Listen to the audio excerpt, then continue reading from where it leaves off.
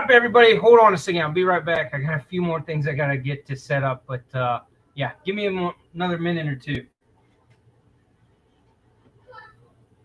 There we go. That way you're not staring at my freaking bedroom. Need the hat, right? Should I wear a cowboy hat? Y'all tell me, should I wear the cowboy hat today for this live, or should I put on a ball cap?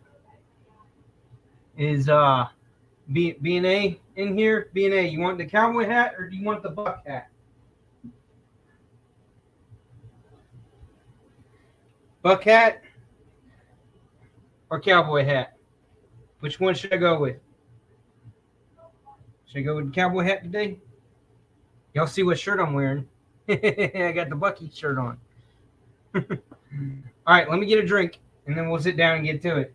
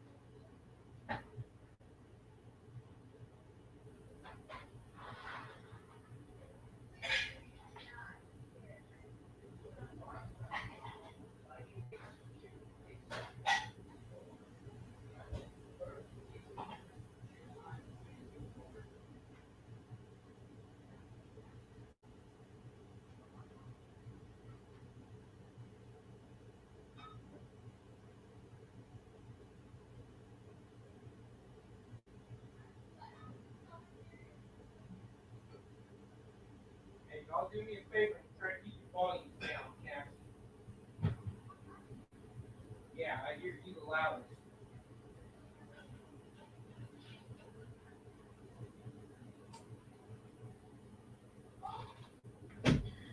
All right. I think we're good. I think we're good.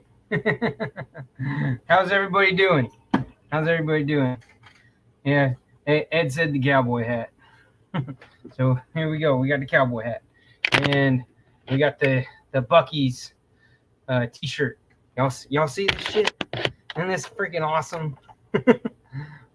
I had this and wore this. I forget what day of Blade Show. I wore this up at Blade Show, but it's their summertime.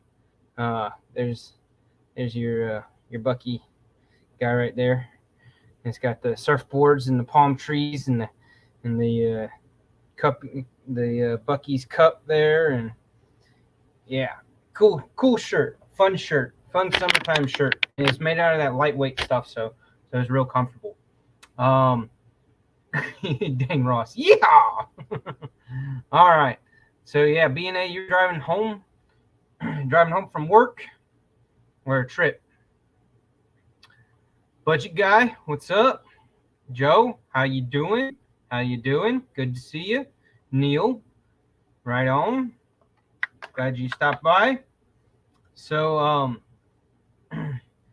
did y'all like the crayons? Let's see, I have them right here. I brought them right here. So last week, obviously, I did not do a live because I was traveling, vacation with family. You know, got to go. Blade Show is vacation for me, and then we went to Orlando as a vacation for the family. Yeah, they dragged me into that shit. I opted to stay home, but that wasn't. The wife said I wasn't allowed to do that. Wasn't allowed to be at home by myself. Get into too much trouble.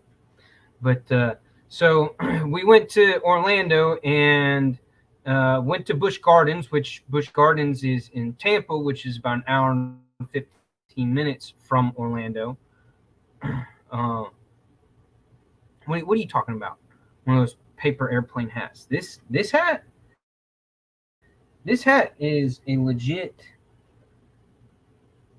Cavender's Western cowboy hat. This is actually what a lot of guys, except for your Stetsons, which are more of your dress up Western hats, you know, things that you wear to dinner. This is actually more of what you would wear actually out in the pastures, moving cattle, and when you ride your horse. So this is during the hotter months. So this is a legit Western hat. I am not a poser by any means. I have been there and done that, and definitely earned the right to wear the hat. Um, moving cattle and spending countless hours on a horse. So yeah, it's part of growing up, learning how to do a good bit of everything. I was always lucky in being presented those opportunities, and I did not take advantage of them. I put every bit of effort into everything. So yeah, so we went to Busch Gardens in Tampa. Even though we stayed in the camping cabins that they have at the KOA's campground there in Kissimmee, which is Orlando area. When you have 8 people and a dog, who's technically a service dog, but COVID ruined that shit, man. I put in so much work getting Zorro up to, service dog standards, in proper behavior, going out and about, and how he behaved, and he was trained. I had him trained for the sake of my panic attacks when I deal with really bad anxiety in different certain situations. I've had panic attacks, and when I'm kind of on my own, it's not good. So I had trained him. I worked with him with a legitimate trainer, and got all the pointers and tips and tricks from the trainer, and then he let me do work with my dog for about 3 months, 3 or 4 months, and then we met up again for a progress check. And once I had Zorro up to par, uh, per his standards, per an actual service dog training standards. He said, "Go ahead and go online and do on the service animal registry. Pay the little fee that it is to get legalized paperwork." Um, and it's really funny how that all works.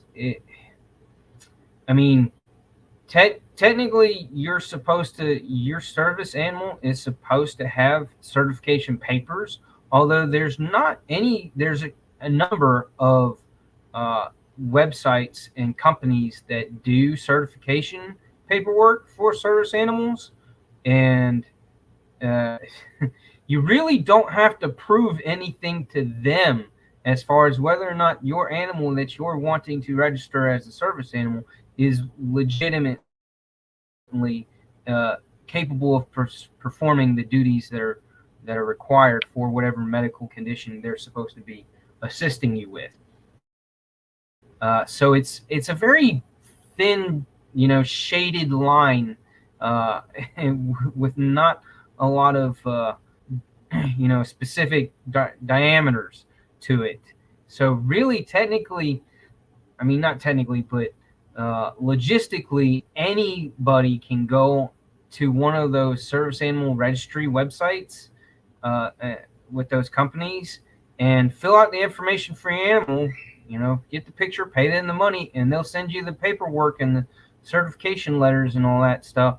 Um, and you don't have to have your animal and you evaluated, like, at all, in order to get those type of documents. And the government doesn't really dictate and regulate, what documentation is legit, or anything like that. It's kind of, I mean, it's mostly on good faith.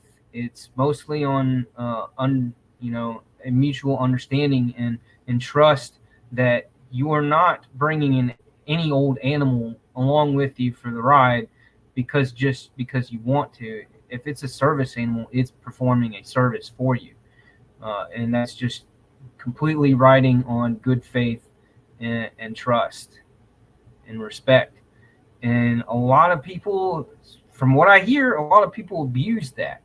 So technically, Zorro is not two standards anymore, and so but he is so damn well behaved that I there is absolutely I if I take him anywhere, he will not chew up anything. He won't chew on anything. He won't scratch at anything. He won't break anything.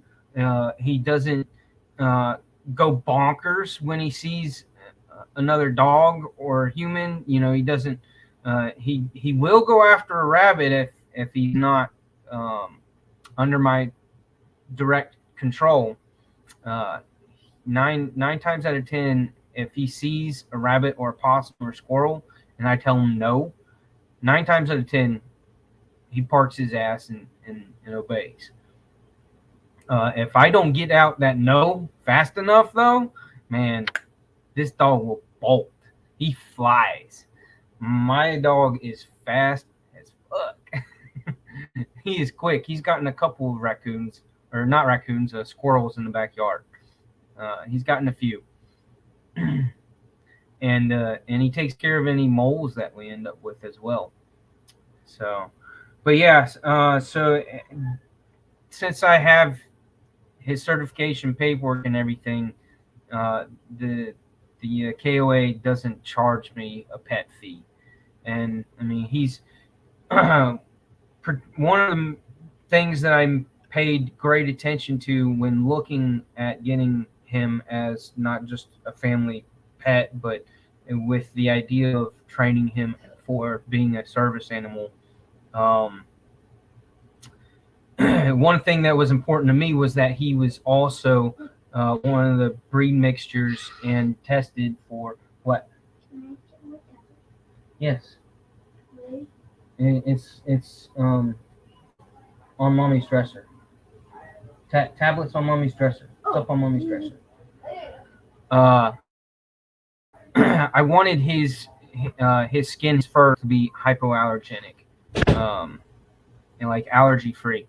I didn't want him to be an issue as far as bringing him into other homes and other places, and as putting people at risk who are allergic to the majority of your pet, your dog and cat dander and fur. I wanted mine to not be. So, so I even went and paid for the testing of his fur and his dander to get him tested to see if he is allergy free or not, and he is. So he's quite almost completely 100% allergy free. So that's a really good thing. Unfortunately, our damn cat that we have that the wife brought home is not allergy free, and that damn cat makes me get freaking all congested and my throat tightens up a little bit and I sneeze like fucking crazy. And if I snuggle up with her and put my face up against her, then I actually end up with a skin reaction. And if it's too close to my eye, then my eyes get red and get very itchy. So the cat is a problem. My dog is not. But yeah, so along with Busch Gardens, we also went to a cool place that Crayola has. They have like an activity center that's all hands on and shit, and that's great for the kids. But it was also kind of fun for us adults that are kids at heart. But one of the stations they had was where you could make your own crayon wrapper, do your own wrapper, and write or type up whatever you want your crayon color to be. So I did that with a couple of crayons. So there's the Urban Woodsman 87, and then I went and goofed around a bit and had fun with the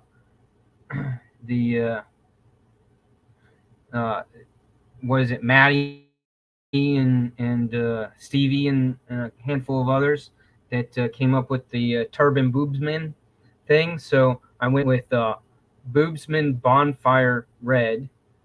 If y'all can see that, I know the quality of the video here is not the greatest, but yeah, it's Boobsman Bonfire Red, and then I did another one that it says uh, Urban Inferno.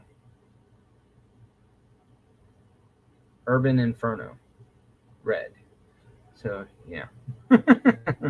So I had a little bit of fun with that. Um, and they had all kinds of stuff there and did all sorts of things. And if you saw on Instagram, they had this thing where you sat down and in front of a screen, it took a selfie, and then had a crayon, or not a crayon, a marker, draw you up as if you were, I guess, a cartoon, coloring book character. And so yeah, so they drew me up. So there's two of them. It's interesting. I did it. I only did it like 3 times, and the one of them I kind of got in trouble. They said that they couldn't let me have it. They had to throw it away because because the pose that I made was not appropriate. I got I went a little too far, according to Crayola. So I didn't get to keep the third one that got printed out. Yeah, she looked at it and she looked at me and was like, "Yeah, no, we can't let you have this one." I'm guessing because of the fact that it does say Crayola Experience, which is the name of the place, on the card, so they don't want their name attached to anything inappropriate. Yeah, I was a little inappropriate at Crayola. Not directly in front of the kids, though. There was no nudity. It's not like anything like that. But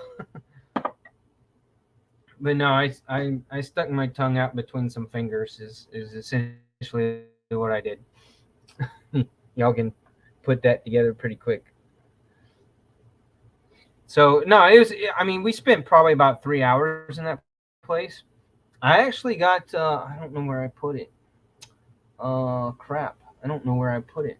They actually gave, because I'm a veteran, they gave me they'll give you a annual membership card, so I can actually go there in that Crayola place anytime I want at no cost, which is really cool. And then I got a discount for the rest of my family members. So, but it was fun. It was fun. We had a good time, and it was a pretty good trip. We had, you guys know the at the park at Busch Gardens, the water ride where you have the little rapids and you get all inside of the round boat, and it's just a tube boat that you all sit in and sit in your seats in a circle, and then the ride goes over rapids and you go, yeah. So and everybody's supposed to get wet, right? Well, it was hilarious when my stepdaughter, we were like 3/4 of the way, almost to the end. We were almost to the end of the ride, and she like throws her hands up and be like, I haven't gotten wet yet." Or she didn't say yet. She says, I haven't gotten wet. I'm completely dry. All of y'all are wet, but I'm not wet. And was bragging about that. And literally like 2 seconds after she did this shit, the boat spins, turns, and there's like a little waterfall, and it just totally drenches her, completely drenches her, just her, like the whole little waterfall thing that was coming off the rocks right there on that part of the ride just went all directly on her and just totally drenched her. It was one of those moments where it was like, golly, I wish I had video recording of that. I mean, it was absolutely perfect. It was perfect because of what she did. And then it's 2 seconds later, boom. So yeah, that shit was probably my favorite. That was pretty much my favorite part the entire day. The entire day at the park at Busch Gardens, that was the highlight of my day. I mean, not that I didn't have a blast on the rides and enjoying spending time with the kids and the wife. You know, that was all fine and dandy, but the highlight was the fact that this little annoying kid, she is our problem child. She's always instigating fights with her other siblings and being having a narcissistic gimme gimme gimme take selfish mentality. Unfortunately, she gets this having spending the majority of her time not with us but with her father, who's a textbook narcissist, and who's also bipolar. And I mean that these poor children are in a very terrible household out there in Texas with their father. Uh, the wife and I have absolutely zero faith in the court system failing these children and not doing the right judgments to help these kids. I mean, I don't want to get into all that. I know if Maddie, question, bro. When are we doing, or is anybody doing the mental health Monday thing? Are you guys gonna start that? You and Sharif gonna start that back up again, or is that kind of postponed still? I mean, are you if you need more people or something, if there's anything that I can do to kind of help with that, or if you guys are just burnt out on it and that's just a done series. If it's not, then let me know. Let me know if there's anything I can do to help, because I feel that, and I know that you and Sharif feel that was very helpful for a number of people. Um, yeah, exactly. BNA. Each of us could do and fill an episode, but it's also the logistics of timing and the fact that you're getting three people to do a video recording together and provide, you know, a well-rounded conversational content. Uh, Finding time and everything, it's not easy. But yeah, I mean, I would love to see it get ramped up again. But again, you know, I don't want to step on anybody's toes as far as, you know, how busy things are for Sharif and how busy Maddie is. So I don't. But if I can be of any help, I'm here for it. I'm all for it. I'm sure you are, man. Yeah, you and me are pretty good because we got a motorcycle we can go hop on and let's let everything just freaking disappear for a while.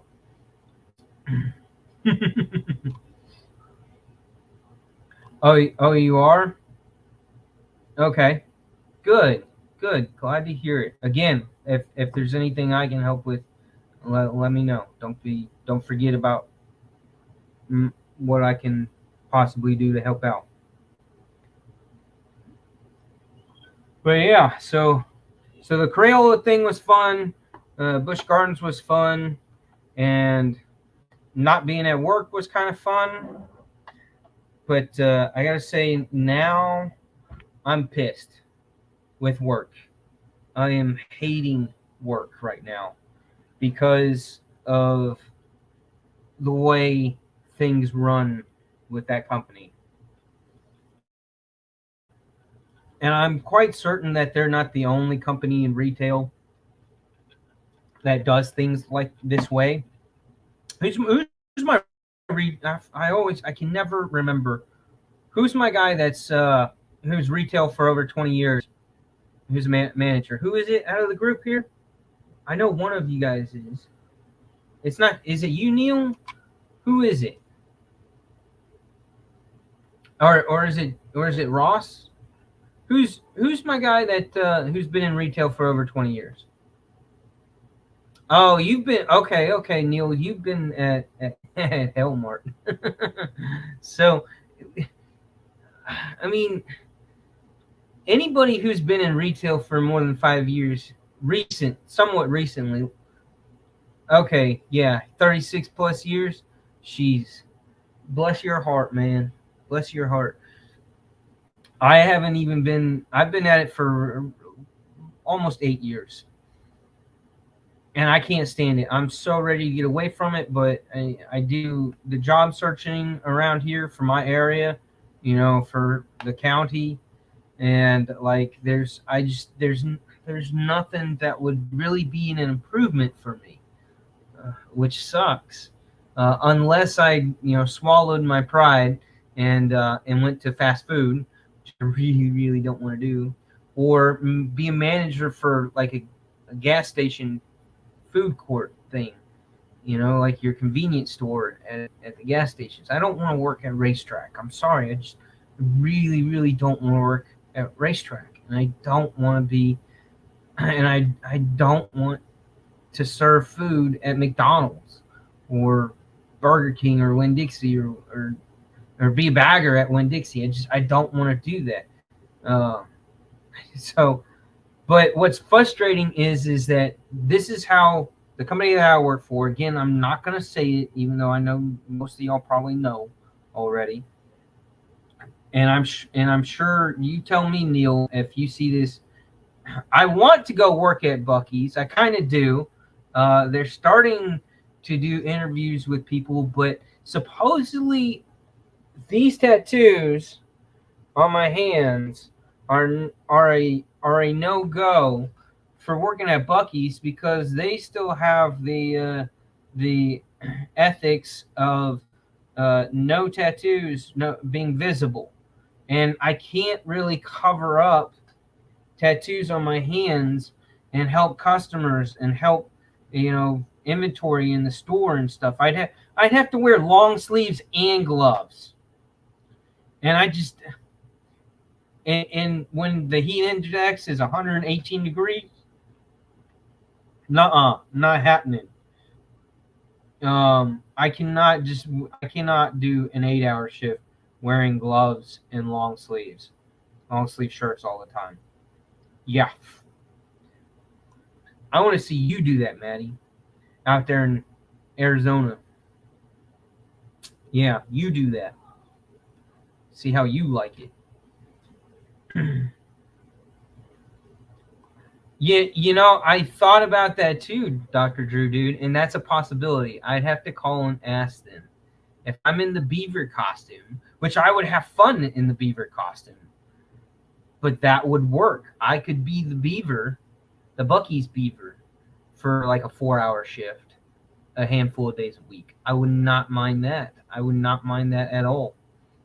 Uh, I honestly, when my daughter and I went to the Renaissance, the Georgia Renaissance Fair or festival thing, and I was dressed up as the wizard, and when I had plenty of people ask to take photos with me, kids wanting to take photos with me, and I'm good at being very friendly with kids because I've got freaking 6 of them. And I have no problem with my picture being taken like that. So, and as you saw, my daughter and we had a little bit of fun in one of the photos there where we're like pretending posed as we're in battle with one another. So yeah, so I'm all for that. I would absolutely love doing that. I did apply to FLETC, which is your federal law enforcement training facility. We do have one of those right here in Brunswick, to be a role player.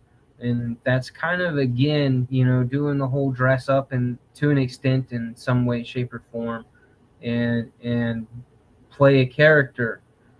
The only thing, so I applied for that, but I'm willing to give it a try. As you know, I'm willing to give pretty much everything a try, but I don't know how well I'm going to be able to do that as far as staying in character for a length of time. And then also, again, with hand tattoos, and you're dealing with law enforcement training, when you have specific tattoo designs on your hands, you kind of, they, as a law enforcement personnel, you should be able to pick up on people having different hand tattoos. And so without covering those up and going through the hassle of trying to cover those up, how good would I be able to be a role player and play different roles and maintain character and not give myself away by having the tattoos that I have on my hands? Not that I'm regretting at this point that I got those tattoos, because I absolutely love them. I think they're badass, and they display, part of my character and my life and things that I love to do. Uh, they have quite a bit of meaning to me, but I didn't think that would pose a problem with getting a couple of different specific jobs. So I don't know. We'll see. We'll see what happens. But the problem that I have with the company that I work for now is they have a hiring matrix for hiring new employees, and then they have a personal, their pay matrix. So, and those two matrices never communicate with one another. They don't, not with this company at least. So they, if corporate says that this store has to hire X number of employees within each block, each quarter of the year, and it requires X number of employees to man the store and to man each department on a regular basis. That's your hiring matrix, and then your payroll matrix is based off of how much money you can pay your employees based off of the store's earnings, right? So the payroll and the hiring, those two matrices never feed off of each other. There's in the from the overall operations point of view, there's not really a need for them to, for the sake of the business. The problem is that it screws over certain employees more than others, and those certain employees are 99% of the time your part-time employees. I and my guess is that big corporations, big companies, I mean, besides the fact that they obviously don't care about their employees, once you become an employee, you're just an employee number. You're just a number. That's all, and you're replaceable, on the spot replaceable. That's how big companies, big corporations look at it. Because it's not like I have highly specific skills or a great deal of certifications that make me such a advantageous employee to retain. I'm replaceable, very easily replaceable. Even though I know more about my department and about uh, the product that's in the store than probably just about any other employee on the floor on any given day. Even if I'm the most knowledgeable, the most experienced, and the most helpful, and the most polite, I'm still replaceable. So there's no advantage for me to have that kind of work ethic and be that kind of employee, because they don't look at that and see value when you're talking about companies that big. So the situation that I'm in right now, and this happens at least once a year, if not twice or three times throughout the year. So the company tells my store manager, hey, you got to bring in about 9 people, new employees for the month, or for over the next 8 to 9 weeks. I need you to hire about more employees. Okay, you need 9 more employees for this store. So he goes and he, does that, makes that happen, right? But then, so you get about, you advertise for hiring, and you get 7 to 9 people in. You get them through the onboard training and all that jazz, right? Which takes about 16 to 18 hours. And then you get them out on the floor. You pair them up with somebody in the department that you want them working in, and they get the tiniest little bit of on job training. And then after that, you just put them into the rotation of the employee schedule, and they get the hours that they get, right, based off of their availability. Well, what happens when that happens and store revenue doesn't go up or doesn't maintain, then the payroll matrix says that, okay, hey, the store's not making enough money, didn't make enough money the last 2 weeks, that paycheck, for you to be able to afford to pay all the employees that you paid out to those last 2 weeks for that pay period. So this next pay period, you've got to cut hours. And so then when it looks at whose hours to cut, there are laws in place, there are rules in place that all of your full-time employees have a minimum number of hours required that the company is required to give them, right? Whereas all the part-time employees, there's not really any rules to that. There's no minimum required hours that the company has to ensure a part-time employee. So, and a part-time employee like me gets his hours cut drastically. The full-timers might get a few hours cut, but again, the company's got to guarantee them that certain number of hours. So it comes down to the part-time employees are the ones that get cut the most. And I got seriously cut over the last 4 weeks. Granted, yes, I did take time for vacation. I took time for Blade Show. I took time for the family vacation. But I put in the request for paid time off for Blade Show like almost 2 months before Blade Show happened, well in advance. And they approved it just fine. Okay. The one that I did, the approvals that I needed for the little family vacation that we did, I actually didn't put in those requests until like 2 days after they had actually, the system had already made the schedule for that week and that weekend. They approved it because, one, I had the vacation time, the hours to take off and still get paid. But two, because they didn't put me on the schedule for those days anyways. They scheduled me for 1 day that week. So if I hadn't done, paid vacation, then I would have ended up with like not even 15 hours for an entire pay period, for a 2-week pay period. So instead of getting, $600 to $750 every 2 weeks for the hours that I typically was putting in before all this happened, I got cut down to like less than $400, well under $400. My next paycheck is an absolute joke. It's less than $250 because I'm only getting paid for 1 day.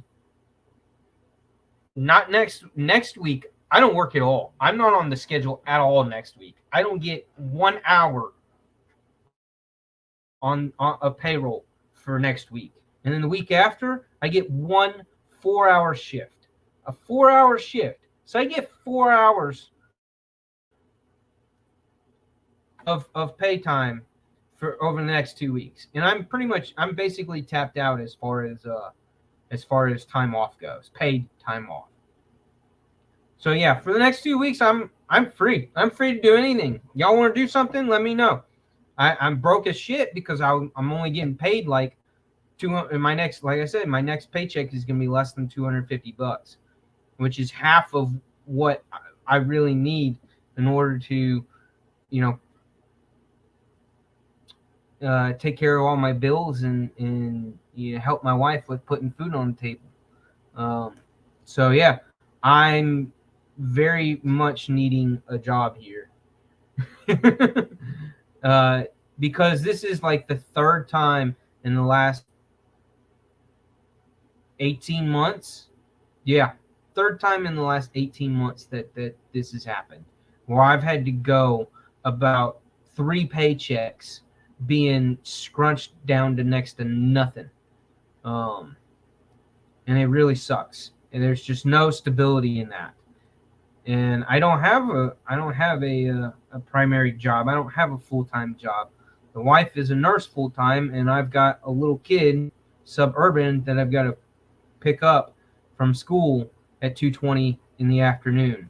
He cannot stay home by himself for 2 hours until the other kids get home from school. I just legally that's wrong, and morally that's wrong to do that. To have a 7, 8 year old, you know, get off the bus by himself, walk half a mile to his house, and have to get into the house and be by himself for the next 2 hours. And to do that on a regular basis, no, can't do that. Can't do that. There's an after school program that he could do,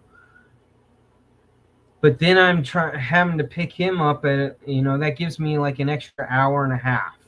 So at 4 o'clock I gotta go pick him up, and I just those programs are just not the greatest. The kids kind of their ratios of adults to children is bad.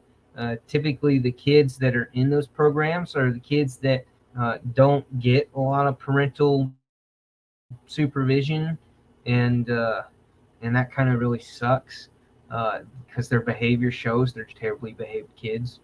Uh, they seem to be those kids, those troubled kids. Um, and so I really don't want to put him in that position.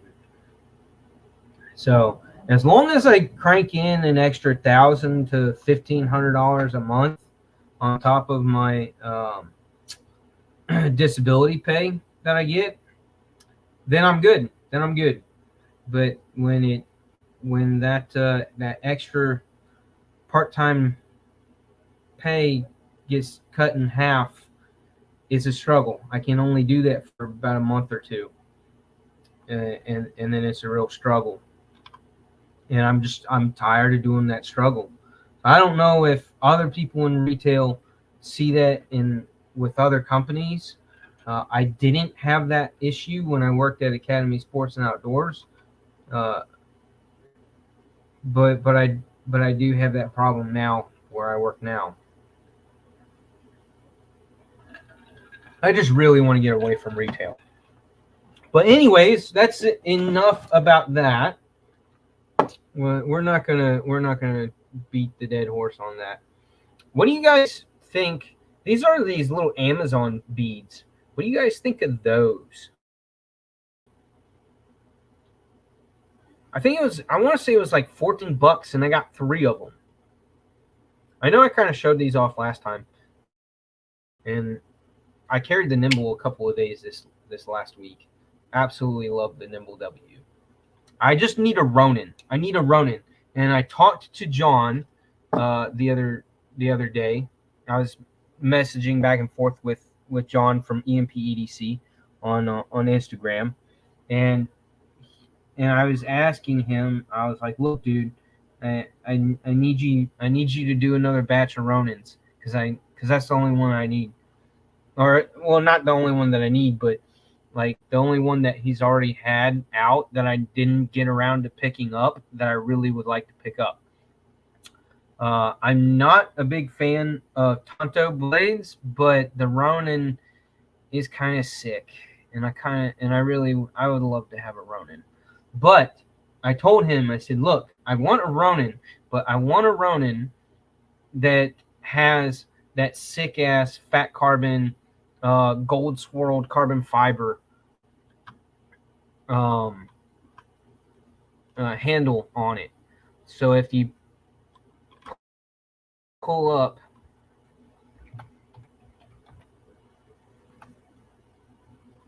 because he just did another drop. So if you want a pulse, he's got the pulse dropped. He's got another chunk of pulses, and it's in the frag pattern. So here, let me share Z.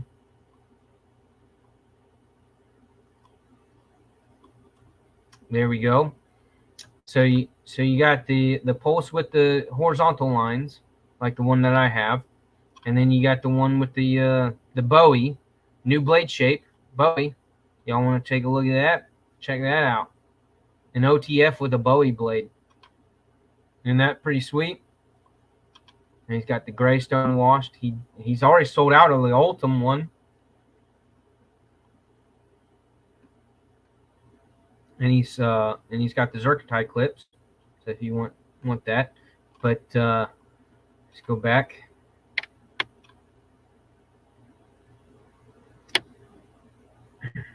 The relative, which I have a relative already. I absolutely love my relative. The relative was kind of the reason why I didn't get a Ronin, was because I prefer the blade shape of the relative over the Ronin, and the relative was coming out like just a handful of months later, when I spent like 4 months debating over whether or not I wanted to get the Ronin, because of the Tonto blade, not really liking a Tonto blade so much.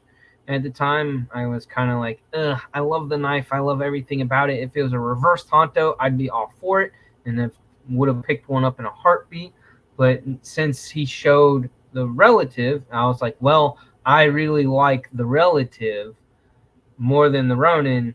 I'm going to hold on my dollars and save up and get the relative. So I did that. But this swirled, and picture doesn't do it justice. In person, this thing like really pops. It looks so sick. G-Ball ended up getting one for his wife, and it is gorgeous. It is so gorgeous. And I was like, dude, when I was messaging John last week, I was like, man, you really need to do the Ronin with this handle material. Like, I want that on the Ronin. Like, that would look so damn, like, it looks amazing on the relative, but like, I think it fits for the Ronin just as well, if not better. So yeah, that's what I want. And he said, keep your mouth shut, don't tell anybody, but that might just be happening sooner than later. So y'all didn't hear it from me. But yeah, I mean, just like, my favorite thing about the Ronin is the handle, the shape of the handle, and how the spine of the handle stays straight with the spine of the blade, just like that long line, just like, I mean, that's where, like a Ronin samurai sword, that long line that just goes straight from the handle all the way out to the tip of the blade. I dig it. I really dig it. But how amazing is it going to be when you put that nasty looking carbon fiber, swirled carbon fiber onto it? Like, can you imagine how awesome that's gonna look? How badass that will be? I'm totally stoked for seeing that, and I definitely want to get one. Absolutely am gonna have to get one. So that's why I need another job, a new job, so that I can save up. But yeah,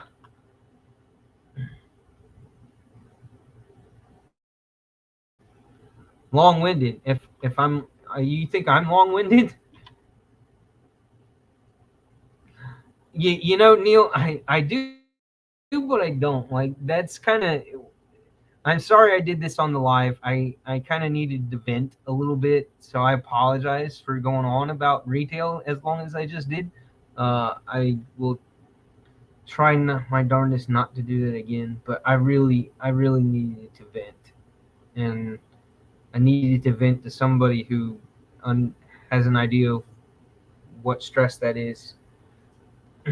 My wife doesn't know because she's not spent, she never spent enough time in retail to know how that is. But yeah, so as far as when he's gonna do that,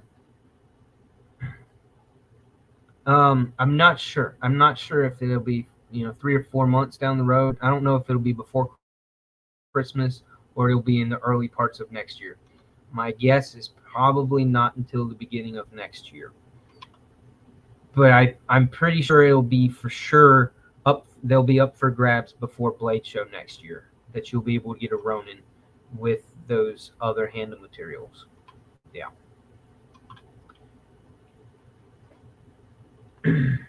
So it'll happen. As far as how soon, I honestly don't know what his timetable is on that.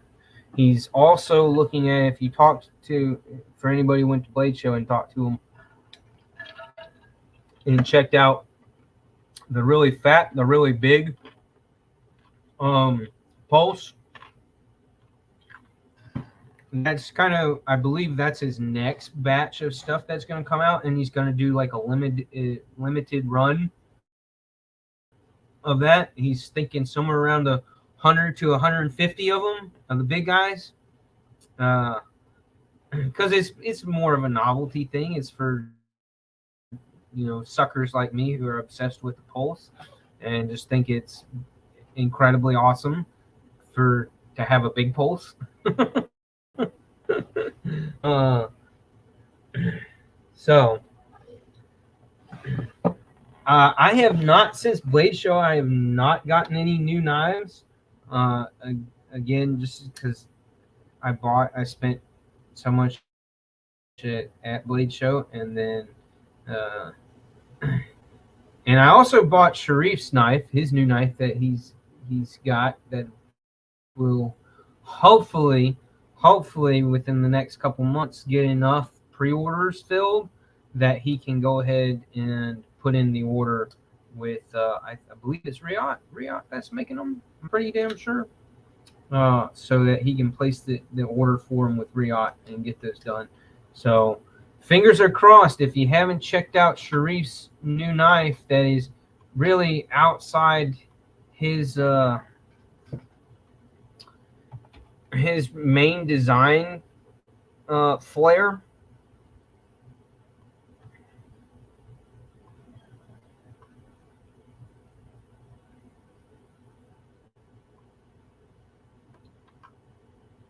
Let me share these again.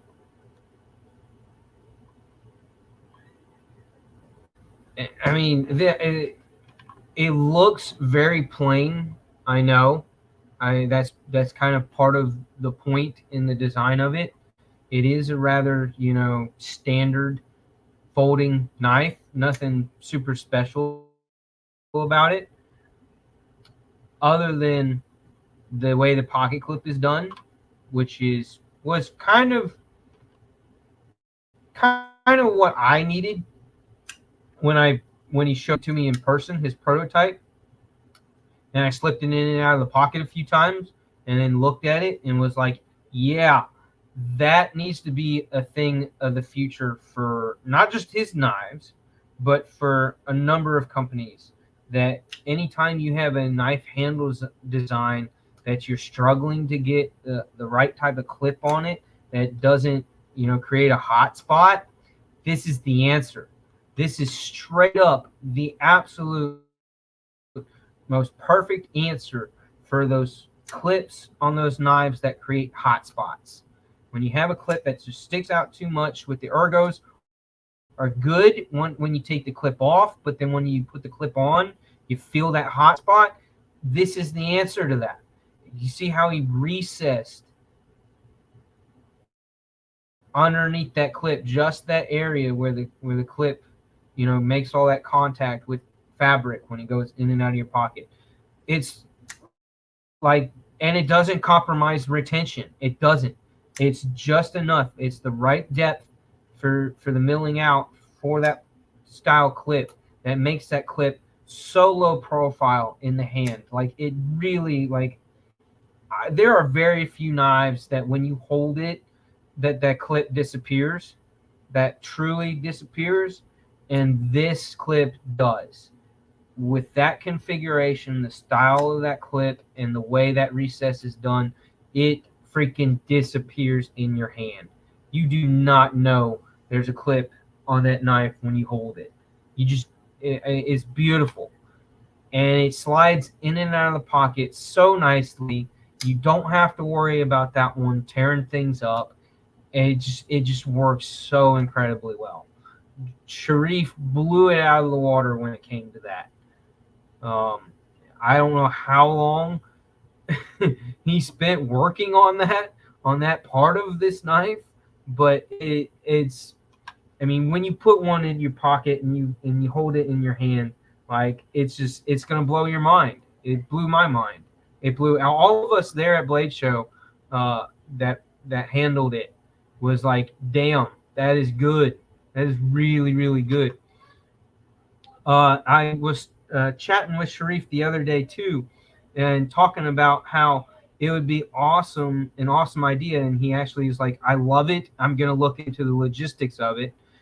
But I propose that since this is, a light stone washed handle, titanium handle, that is a beautiful blank canvas for anything and everything you could possibly want to do anodization or milling wise, design wise. It's just a beautiful blank canvas because it's a very light stone washed finish, not a heavy stone wash. Very light stone washed finish. And because it's Sharif, it's a manganese steel knife.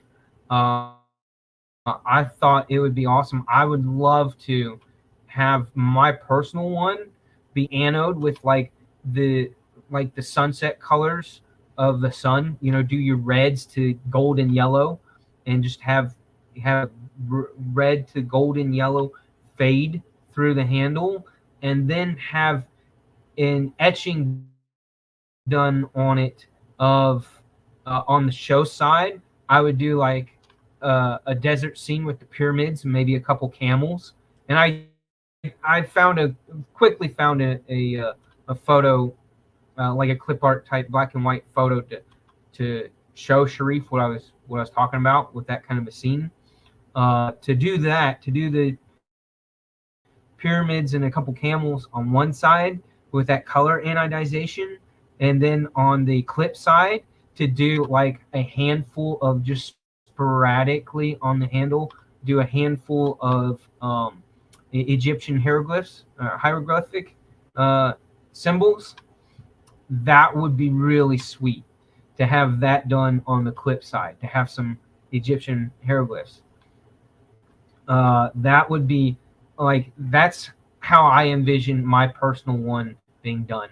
I don't know who exactly or how exactly I would get that accomplished, and I know it's going to cost at least what the knife cost, but eventually that's my goal for mine if he gets, or when he gets these in and out to people. But if you want something that's just got that stellar drop point blade, good drop point blade, multiple deployments, it was not designed to be a front flipper, but if you're good at front flippers, you can manipulate this guy as a front flipper and get it out there. A couple of us figured it out rather quickly at Blade Show when we were handling his prototype, but it's mostly a thumb stud opener. And this is one of the changes he's doing the jimping and cutout there for the lock bar. But yeah, so he did not mean for it to be designed to front flip, but you can do it if you're good at it, if you get it figured out. It's going to be all T8 hardware, including the clip. And it's all, did he say it was going to be S90V steel?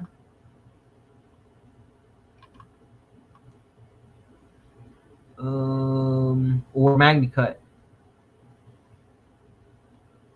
MagnaCut, yeah, stonewashed MagnaCut blade, done at 63 HRC. So yeah, it's gonna be your some of your best MagnaCut.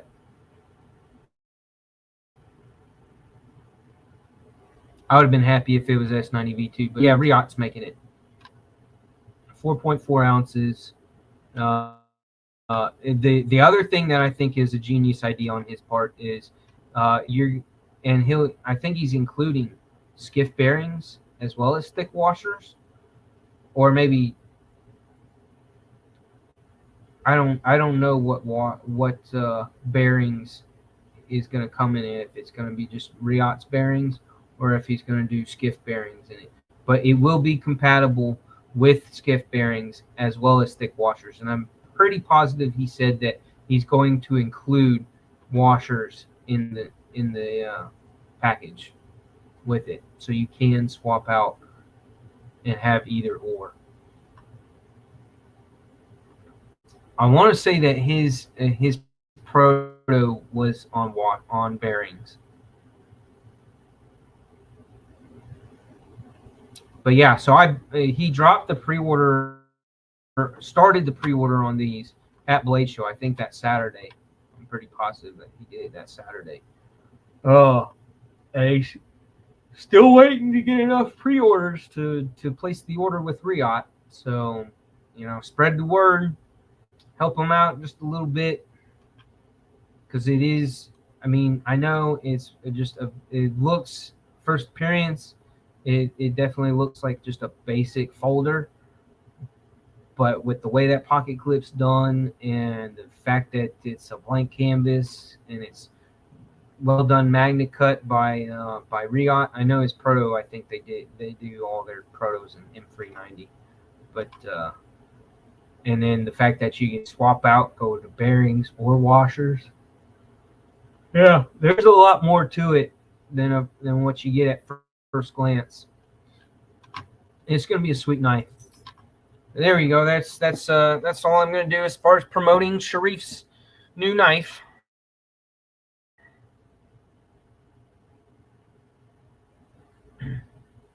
Dr. Drew, dude, I don't know exactly how a lot of Chinese companies are getting their hands on all this MagnaCut. I don't know the answer to that one. I think it's great as long as they do a proper heat treat on it.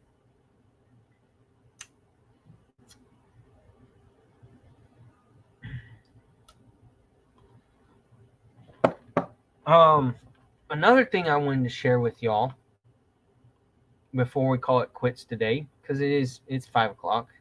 I'll go another 25-30 minutes. But one thing that I did want to share with y'all is at White Mountain Knives, and it looks like they received a very small quantity because they're already gone, which sucks because I wanted one. I wanted one. The Vosteed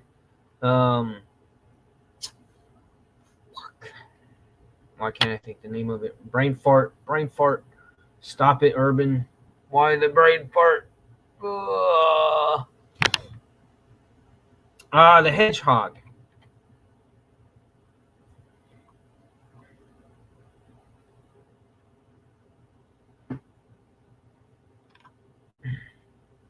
Let me share again, so y'all can look at it just like I'm looking at it. So yeah, so the Vosteed hedgehog, White Mountain, as far as I know, is the only ones that received a batch of these G10 black and blue. It's Gmascus G10, the black and blue pattern. that looks good. I like that. I like it a lot. But yeah, if I get a hedgehog, I want something with like that for the handle. I don't want the. I mean, granted, I handled the aluminum in the black powder coated aluminum handled one. I don't think it was powder coated, but it feels like the texture is that velvety texture um, on the black coated aluminum handled one. I liked it, but I like the idea of this better. I like the extra little bit of color in the pattern flow. It gives more to the knife, looks wise, and I always will prefer G10 and micarta absolutely over an aluminum handle. But yeah, they must have gotten a very small batch of these in like Monday or Tuesday, I think it was, or it might have been last Friday. And I just because I was heard about my paycheck being crunched and my hours shrunk like they were, I was like, don't you go looking at knives. Don't you go trying to buy a knife when your income's about to be, zapped for a month or two. So I tried to behave, and and I missed out on the small batch that they got of this one because I'm pretty sure that the however many they had, it didn't last but maybe 4 or 5 hours, and they were all bought up. They were gone. So I would love to have this one. It'd be even cooler if they put some fat carbon on it. That maybe they'll do a batch of those sooner than later, and I'll be able to score on that because that would be cool to have some fat carbon. I still don't have. I don't own anything that's got fat carbon. I've got twill carbon fiber with with the Spiro, with the Asher Spiro, and I've got another knife I think that has twill carbon fiber. I've got shredded carbon fiber. I've got swirled carbon fiber. I've got every other carbon. I've got copper and brass and gold flaked carbon fiber, where those other things are, flaked into the carbon fiber. But I do not have any fat carbon. No fat carbon in my coming up close to 300 knives collection. No fat carbon. So I need some fat carbon. I just haven't been able to grab the knife that I've been tempted to grab with fat carbon is the another brain fart. What the hell? The Militol.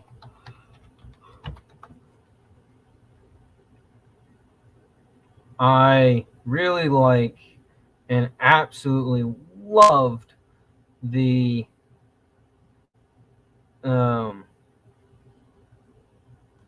finish and the black carbon on this guy.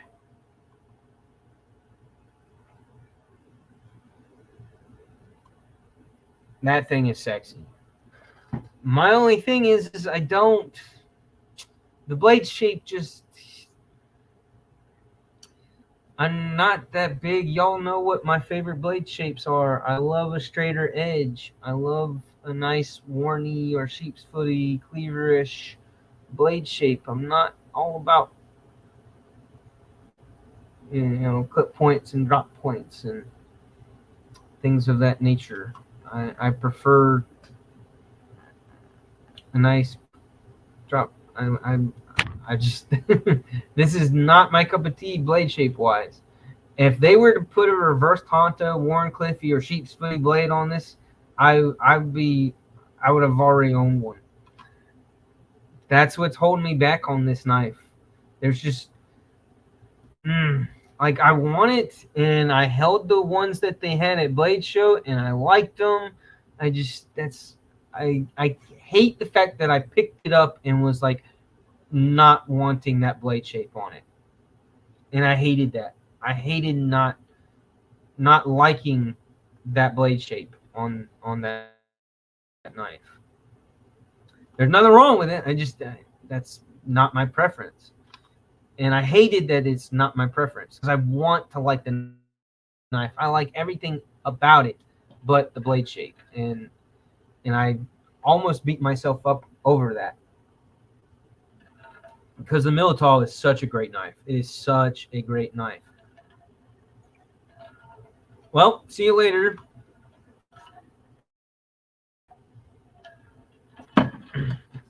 Um, I am actually not not today, not today. We're not doing a giveaway today, but I'm thinking next Friday. Next Friday, I'm gonna do a giveaway. Uh, and it very well might be probably possibly be a Kaiser giveaway. Because I've got Kaiser playing cards, which are really cool. Kaiser playing cards. Did y'all see those? Let me grab those real quick.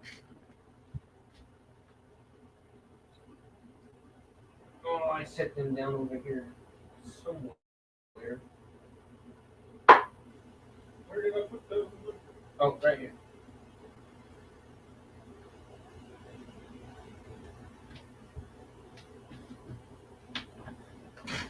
So yeah, a couple of people have posted up and opened up their package and displayed out the cards, but the cards on these are sick. Like I'm not gonna open these because I'm giving them to one of y'all. But yeah, like here, let me stop sharing the screen. Here we go. Look at that. Like these cards are really cool. There's some people who have posted photos of them of the cards opened up and spread out on Instagram. So go search for those. But yeah, these cards, if you like snazzed up playing cards, these are sick. They remind me of when we got them. I was like, hey, those are damn near just as snazzy as these that I bought off of. Well, I got these off of Amazon. But these are my fancy. This is my fancy deck of cards that I don't actually use for playing. They're just for photos. And hilariously, I've only taken like maybe 3 photos using them as photo props. But check out these cards. Here, let me pull out the. Here's the Jack and the Queen. Talk about some fancy playing cards. Yeah, baby. Yeah, I've only taken a couple of photos using these, but they're cool. They're gold and they're very reflective-y and multi-dimensional. And the card stock themselves has a cool texture to it, really nice texture. Um, yeah, these are so cool. And nine of hearts. Yeah, you see that texture or the color on the gold. How the heart does that. Isn't that sweet? I love it. Yeah, I need to get these out and use them again. It's a little difficult. The trying to get the lighting just right for photos with these cards is a little difficult. That's kind of the downfall, and was a major frustration the last time I took them out to take photos of some knives or whatever with them. Because if you don't get the lighting just right, you get so many bad glares from it, or they end up looking very orangish, and yeah, it doesn't do the photo any justice. So I've still got to I got to drag them out and make another attempt at trying to get the lighting just right and take the photo at the perfect angle to really capture how sweet these cards are. So, but one of these days, I need to bust them out and actually play spades. Spades is one of my. I don't, who. What's everybody's favorite card game with a pack of playing cards? Anybody got a? I love playing spades, and of course I like playing Texas Hold'em. But anybody else got any specific card game that they love? I do kind of feel like, except for gambling, that not a lot of people play, card games, deck of cards, card games. Um, are you Leatherworks? Are you asking who made the Kaiser cards, or are you asking who made the fancy cards that I have? I have no idea who Kaiser used. Um, for these cards. I mean, it might tell you uh, on their website, maybe, I don't know, but the ones that I got off of, not YouTube, Amazon. I meant to click Amazon. Let me go in my orders and look back. Cards.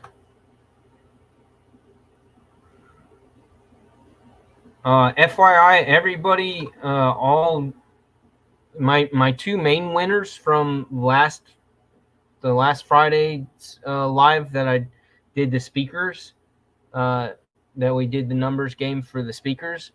They both got theirs, and I also went ahead and sent one to Stevie out of good sport, because I know, I mean, the fact that he just like dropped into the live, threw a number, and it was dead freaking on, like that just, ugh, like how?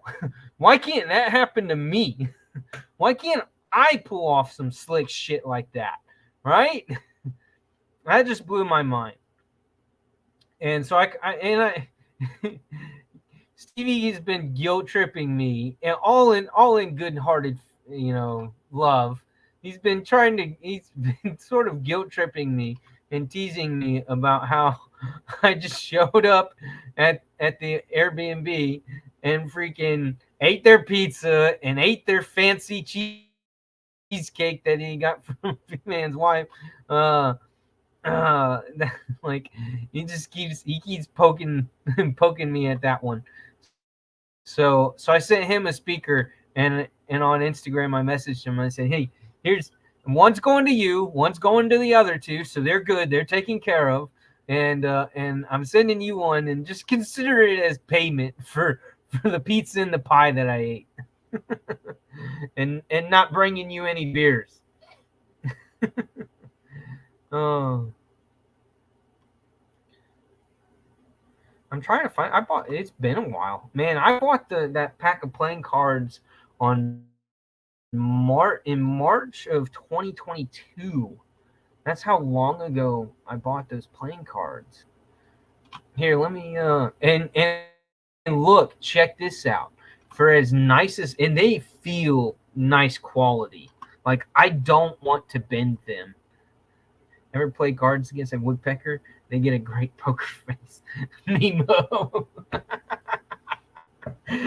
God damn, man. He's killing me.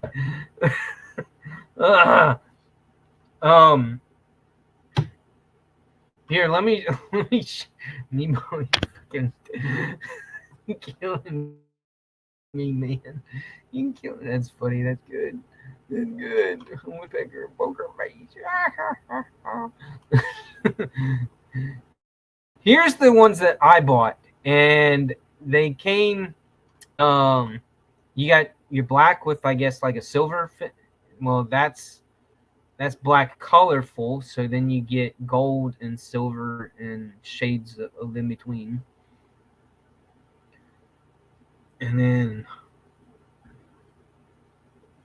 then I guess you get the reverse of that, where it's mostly gold with silver. And then you got a black and red. Like, that's dope.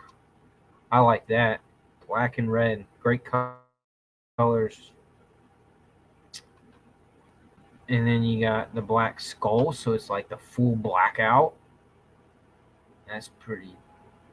That's very John Wick, right? With skulls.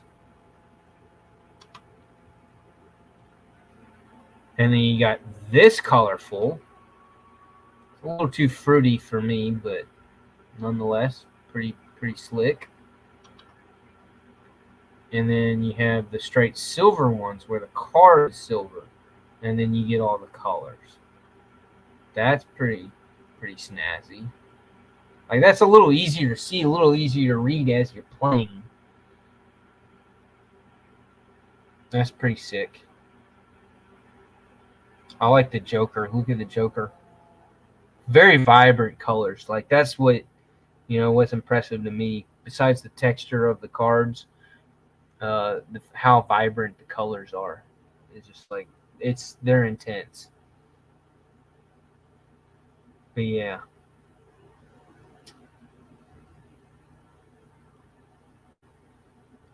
I want to say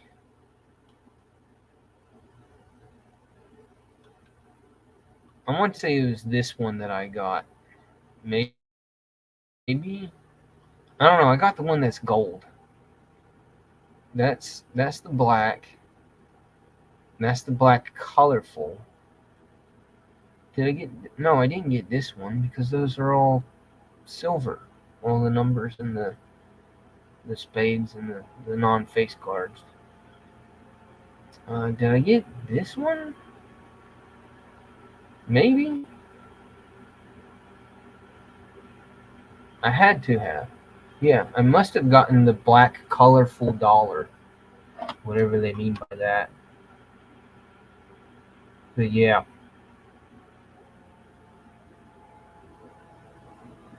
Yeah, that's the one that I got.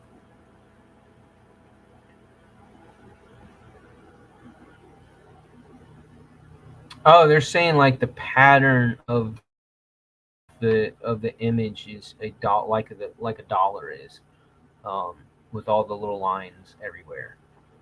See how that is? Yeah, and they claim to be never fading. But yeah, slick deck of cards for under $7. Like that's pretty. That's a good deal. Um,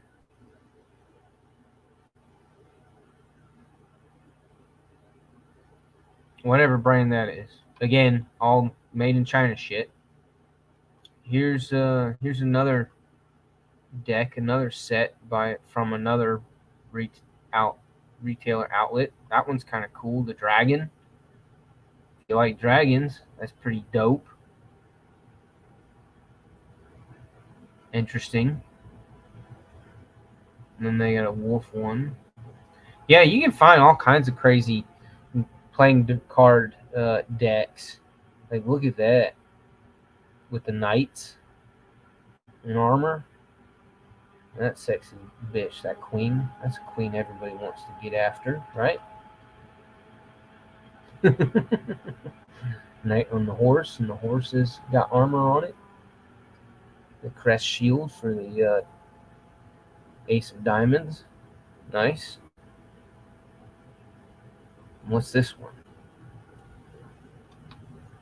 Poker cards rose gold. They got birds and crests on them. The lord of the cards. Huh. Interesting. And the kind of that rose gold color. That's sick. Yeah, I mean, Amazon's full of all different kinds of playing card decks that are dressed up and snazzed out. But yeah, if you like playing cards, if you want some that are extra special, take a look on Amazon. Go spend that money.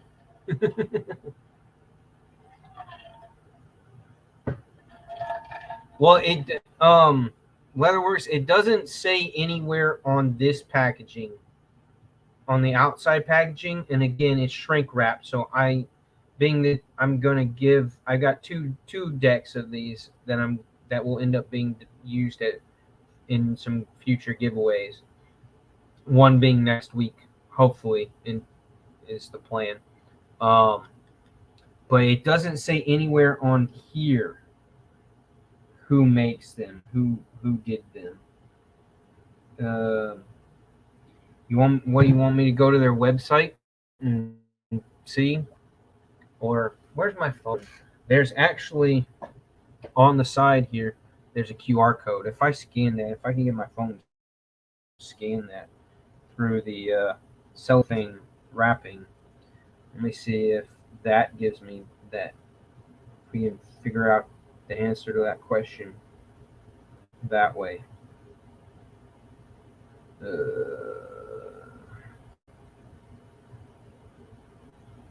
Scan QR code.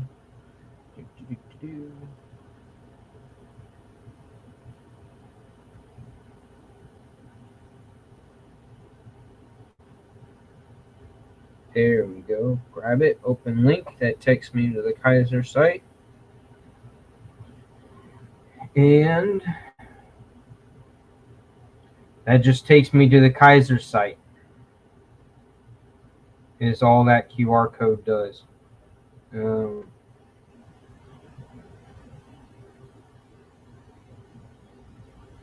If you go to the Kaiser website, I'll just do that here so that y'all can see it. Kaiser is doing sales right now, and they got the whole spin the wheel thing. So if you go to the Kaiser website,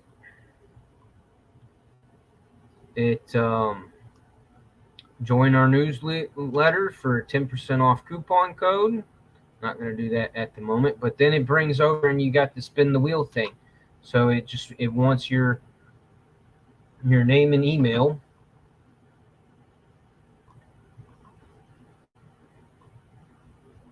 And spin. Let's see what kind of unlucky discount amount I get today.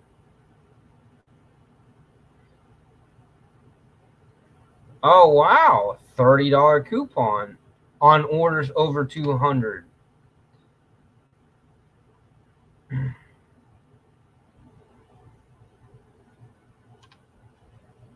So I got to spend $199 and I get $30 off.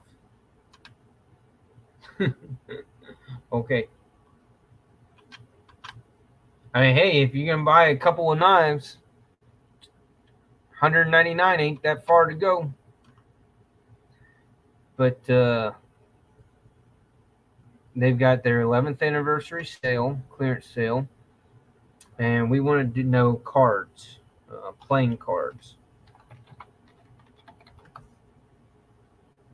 No results match. Yeah, so I have no idea if you open up this pack of cards, if it gives you on one of the cards, information, and specifically the answer to as far as who made them. I have no idea. Clearance sale. But I was going to try to pick up something, a Kaiser, for next week's giveaway. And I mean, for those of y'all that are still here right now,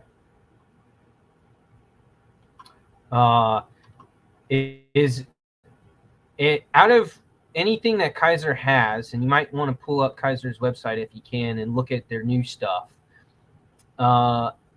Look at their new stuff, and anything that's under $80. That's my budget, considering the fact that I'm not getting but a joke of a paycheck my next paycheck.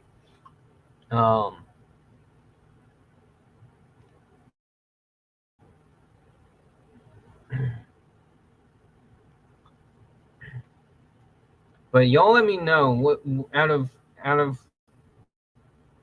all the Kaisers, new or old, is there one that anybody would particularly like to have check out, get familiar with? Like, I'm asking for recommendations for next week's giveaway. Does anybody have any recommendations? I could always give away one of the Kaisers that I already have. I've got one or two of them that I'd be more than happy to part with if anybody would be interested in them.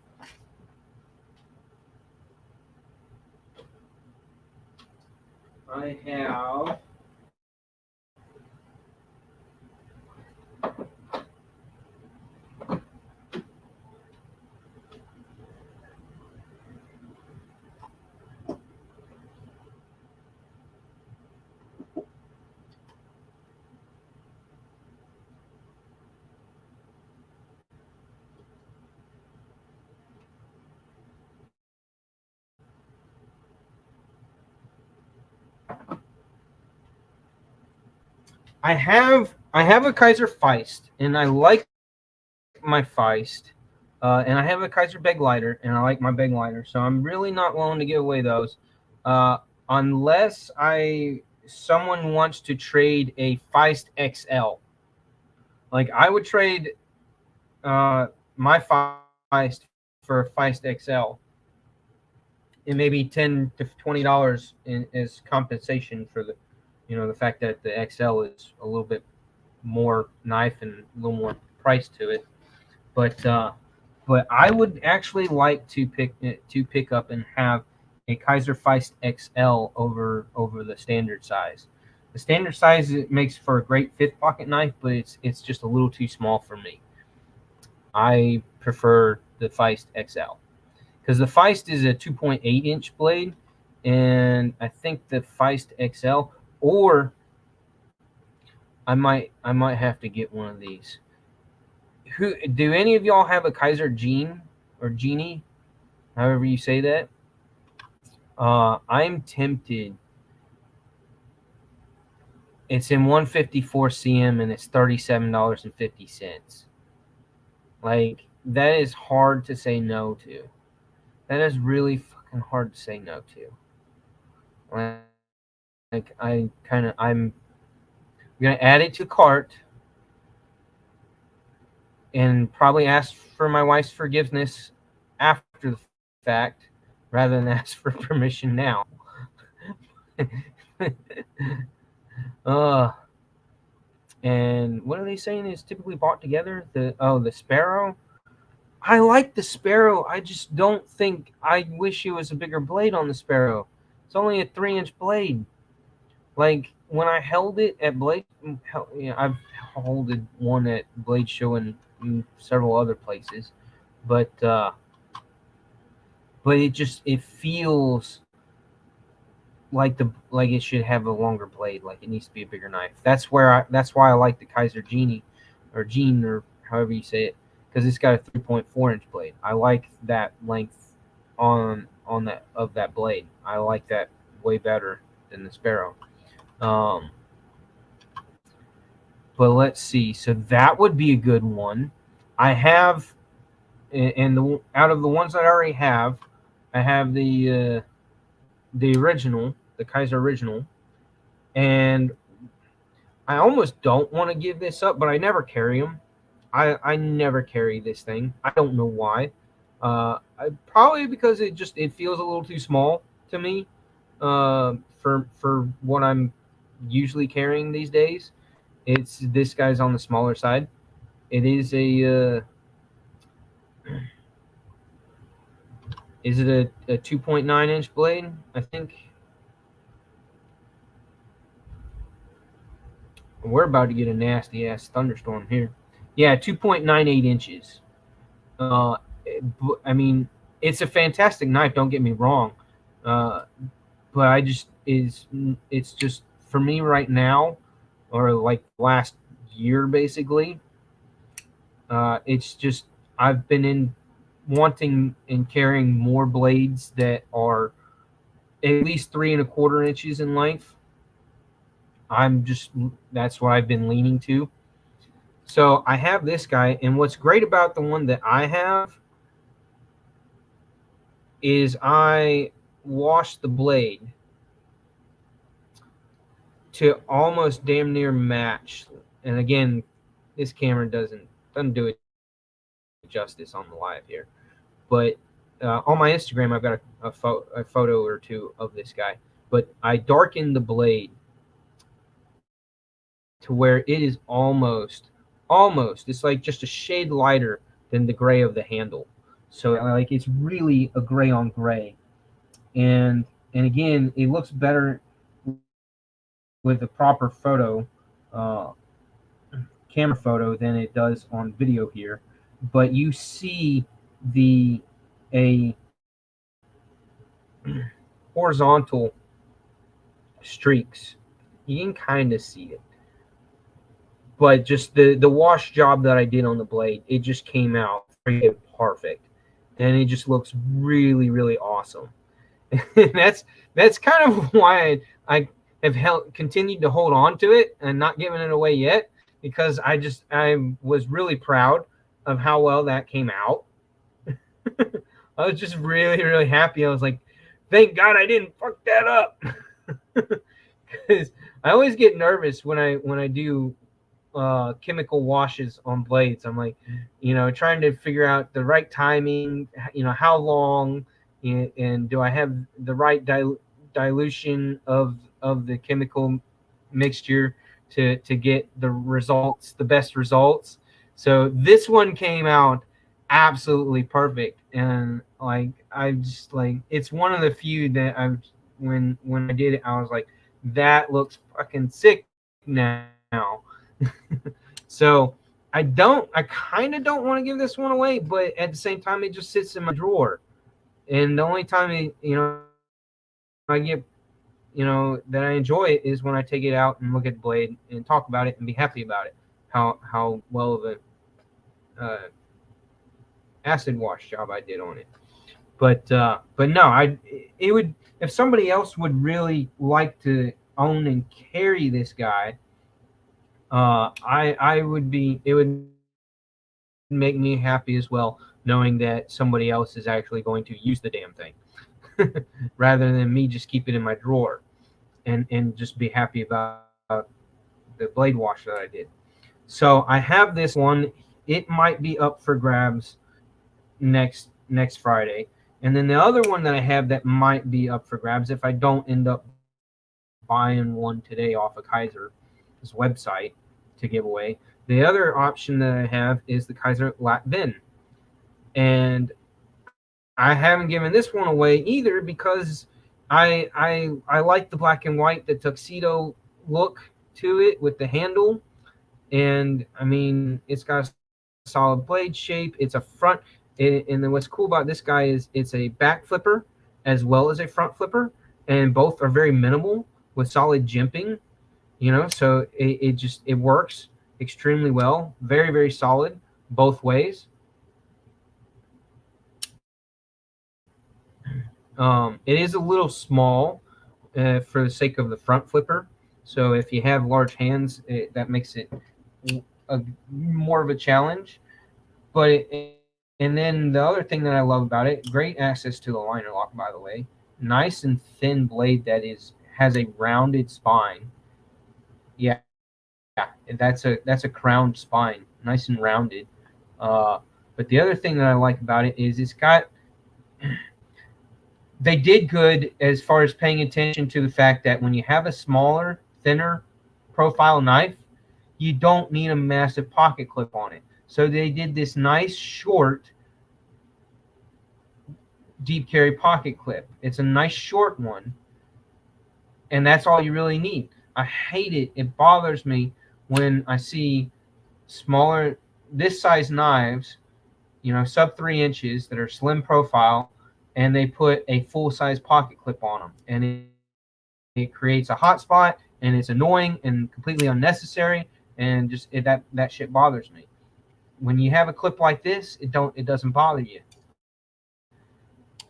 And of course, Kaiser's got great action with their ball bearings, very drop shotty, um, well centered.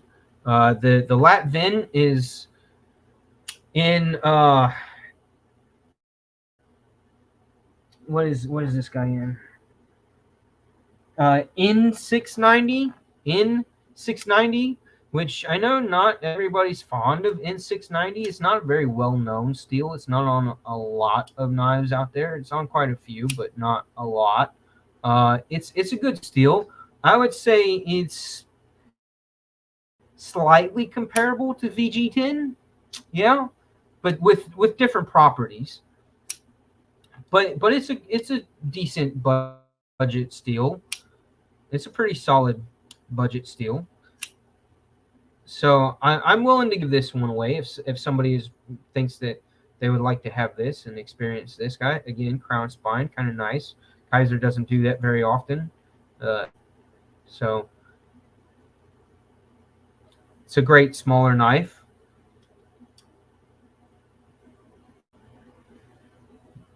I'll be shady. You got a Phoenix for $100.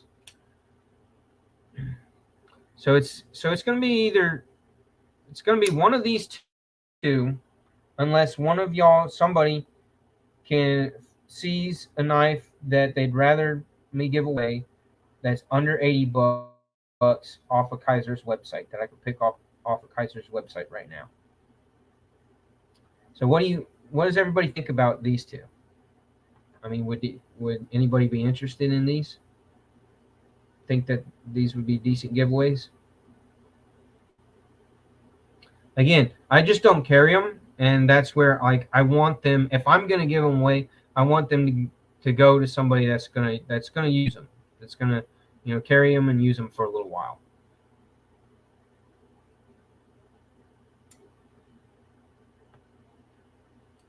Um, it's how much how much money does Maddie see out of that out of those knives? Because designers really don't get a whole lot. I mean, it's not why they do it either. It's not why knife designers design knives. They're not in it so much for the money.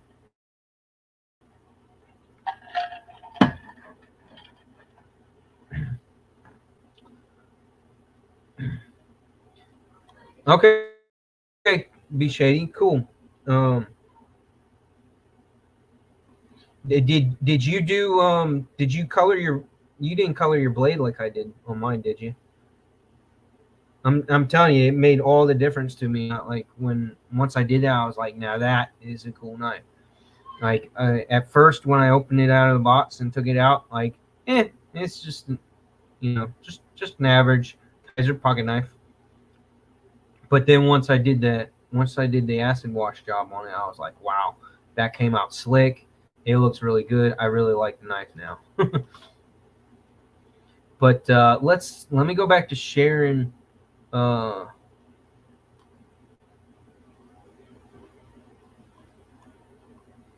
Let's go back to looking at Kaiser's website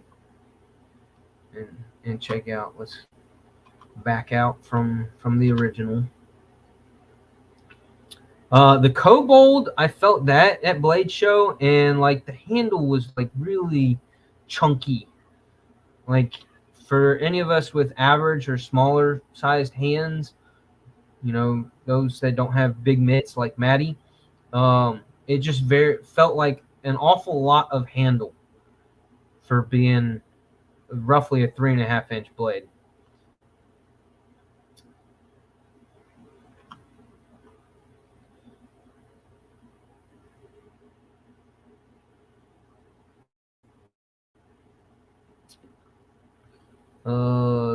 The Guru was all right. The Mini October was all right. There's the lot bend. I think I guess I've got the smaller lat bend because they're saying that that's 3.5 inches, and the one I have is not a 3.5 inch.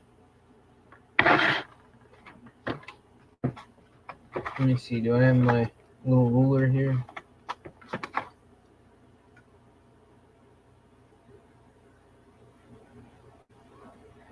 If they're saying that that's not 3.5. The one I have is like almost just that 3 inches of blade. The original, at least the original I have. What's the steel on it? I forgot. It's 154. So the Kaiser original that I have is 154 cm. And again, like I really don't carry either one of them, like hardly ever. I did a little bit when I first got them, but then just moved on. the Aggressor and 3V. That's a pretty solid knife.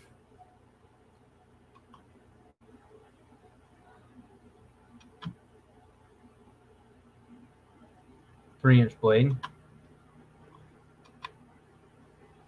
And they run in some. These are some good deals on a lot of these. They're really trying to clean out house and make room for newer stuff that's coming.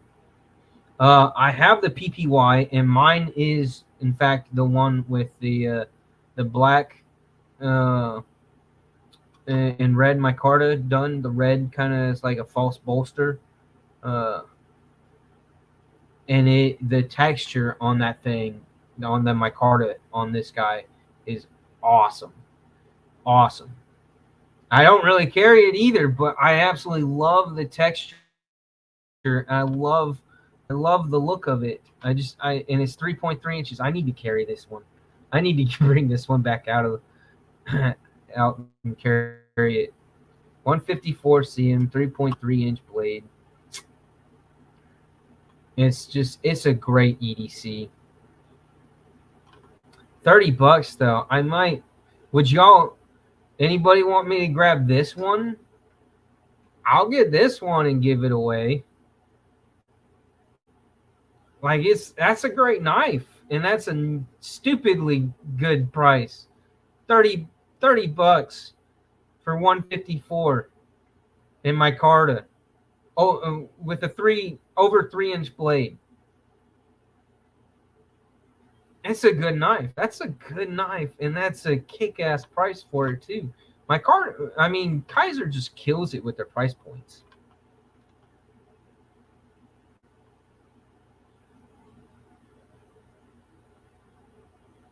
Oh, is that how it is? 6 to 10% per unit sold royalties for knife designs. Yeah. And if your name isn't that big as a designer, it's most likely leaning more towards that 6 to 7%, right?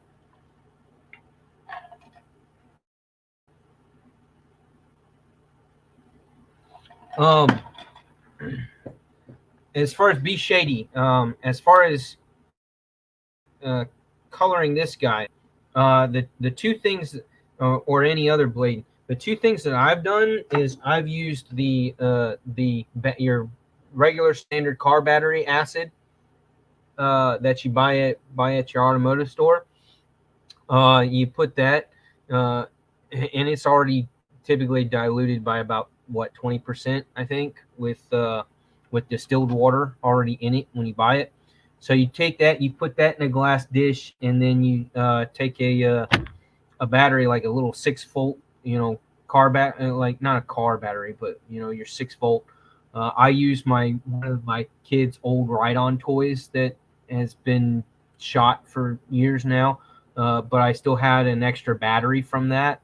You could use like your little 6-volt batteries that you would pick up for those old blocky flashlights, or for your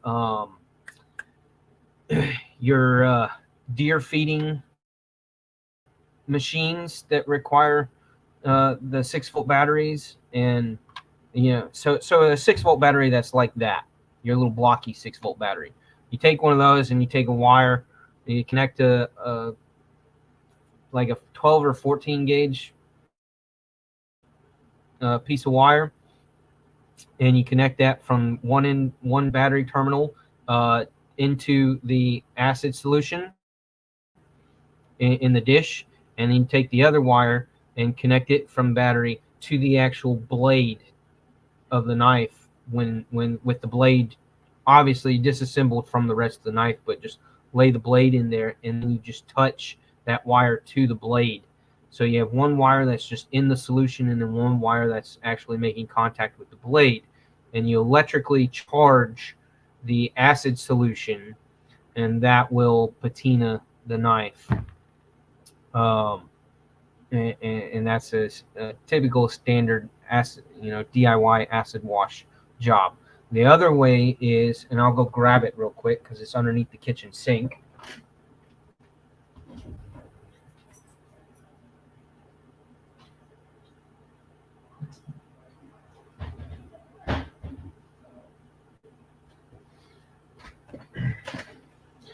So then this is the other stuff that you can use. This is ferric chloride. And I'm pretty damn sure that I'm almost dead positive that this is what I used to get this guy, that dark gray.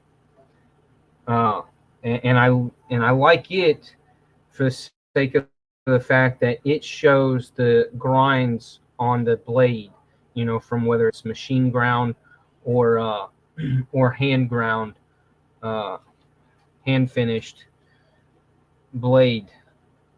So this ferric chloride, which I bought off of Amazon, you can actually get this off of Amazon. Let me pull it up because and see what price I paid for it and what price they're wanting for it now. Uh,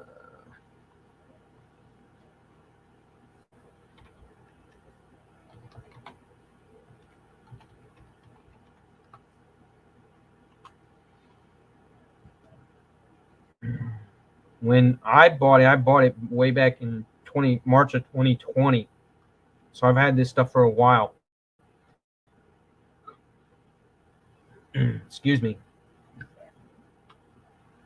It's 475 milliliters bottle, and I paid $17.80 for it back in 2020. Right now, it didn't go up much, $17.98. But again, as long as the knife is cleaned with like rubbing alcohol, you clean the blade really good, and then you stick it in this solution for a little while. You know, I think I typically do it in about 3 to 5 minute increments. So in about 3 to 5 minutes of it sitting in the ferric chloride, you pull it out, dry it off with a paper towel, take a look at it. If you like the degree of color change, then you're done. You oil it back up and you pour this solution out of that glass dish back into this.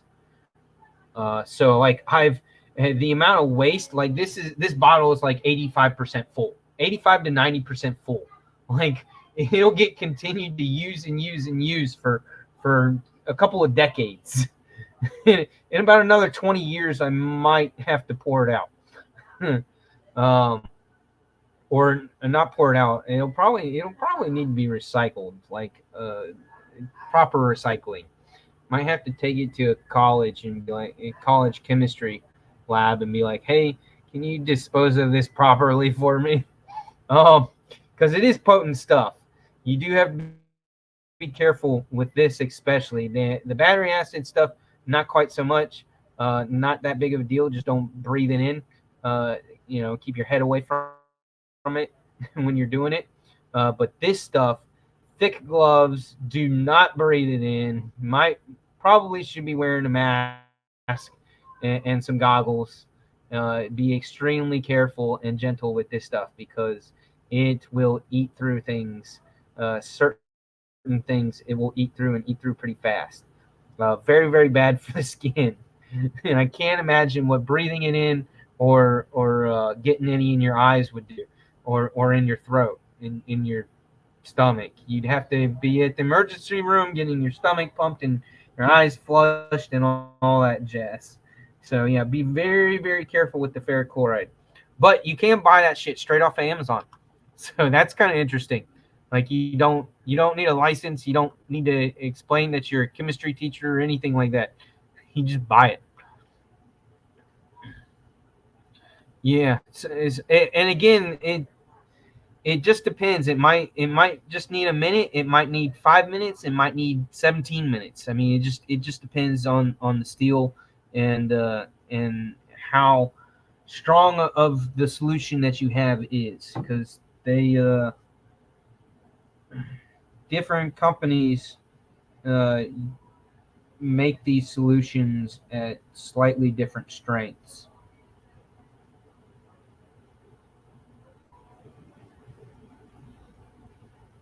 Also, heating the solution will accelerate the effect that it has on metal. Uh, But like I also use this. I use this for your chains for like your little bird feeders or your large wind chimes or uh, the little rain trickling things that you hang down and hang right at the end of your gutters spouts. The opened gutter spouts, and you hang those things that the rainwater kind of just like trickles and bounces off of, or and does that. So those chains that are susceptible to rusting, you coat them, you dip them in this first, and that provides that protective finish to keep them from rusting. So I've done that with my grandmother's and my own, um, those type of chains. So it works well for using it for that too. Yeah, I mean, most of us don't. I was saying that sometimes the companies that supply this stuff have it slightly diluted. Just depends on what you're buying, what you're getting. I noticed that with a few when I was doing my shopping and research part on that. Uh, some people do that. I don't. I typically dunk it in a very diluted um, uh, rubbing alcohol bath. Like you buy rubbing alcohol that's usually 70 or 80%. That's already diluted. But then I like to bring it down to like that 50 to 60 dilution just by adding just a little bit more of distilled water, and that's how they dilute rubbing alcohol. It's just they take the alcohol and then put distilled water in it. But so I like to just use that's rather than Windex. I'm not a Windex person. I'm not a big fan of Windex. I prefer WD-40 and or Simple Green. I'm much I will use the shit out of Simple Green before I pick up a Windex bottle. Sorry, that's just it's how I was raised, I guess. But one thing, and I don't know if the wife took it today, if she's got it on her right now. But the new guy, or not nice guy, sorry, nice guy, not new guy. Uh, have y'all seen the movie The New Guy? And that shit's funny. It's stupid, but it's funny. So yeah, as most of y'all probably already know, the nice guy is one of their new models, and they actually did the giveaway, the uh, uh, goodie package that they sent, that they gave to everybody that went to the Kaiser dinner at Blade Show, which is where I got the playing cards and a few other cool things. I think she's got it. Yeah, here we go.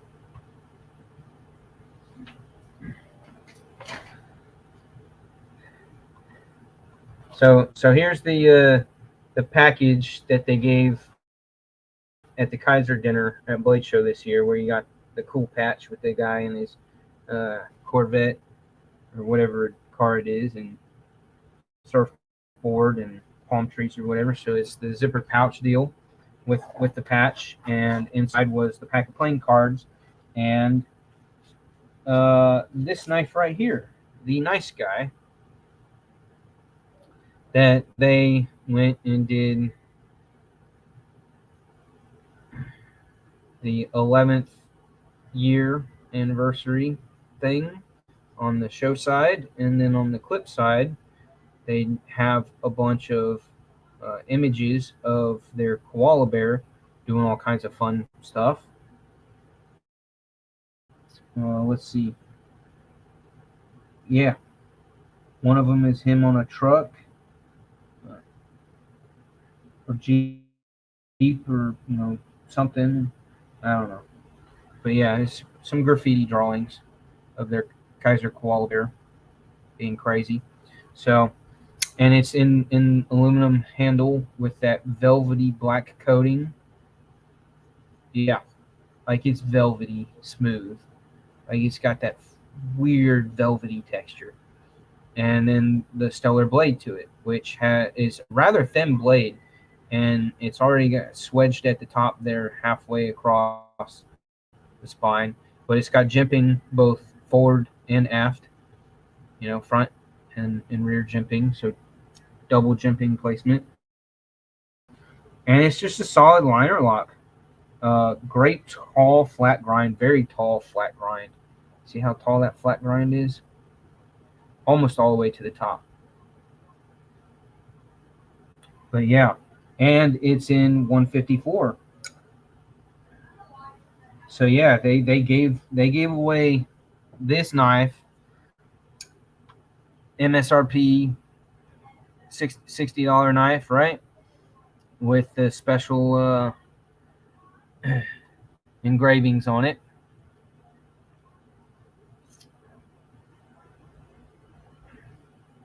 So yeah, that's cool. Oh, it's Nitro V. Is the one that they gave out Nitro V too? I guess it is.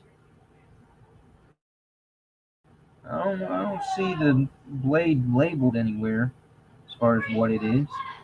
I thought the ones they gave out were in 154. Maybe not. Maybe it isn't Nitro V. Huh. Well, nevertheless, it's still not Nitro V is a good steel. They do a good job. Both Kaiser and Civivi does a good job with Nitro V. I mean, it's probably done at the same damn factory, for all we know, right?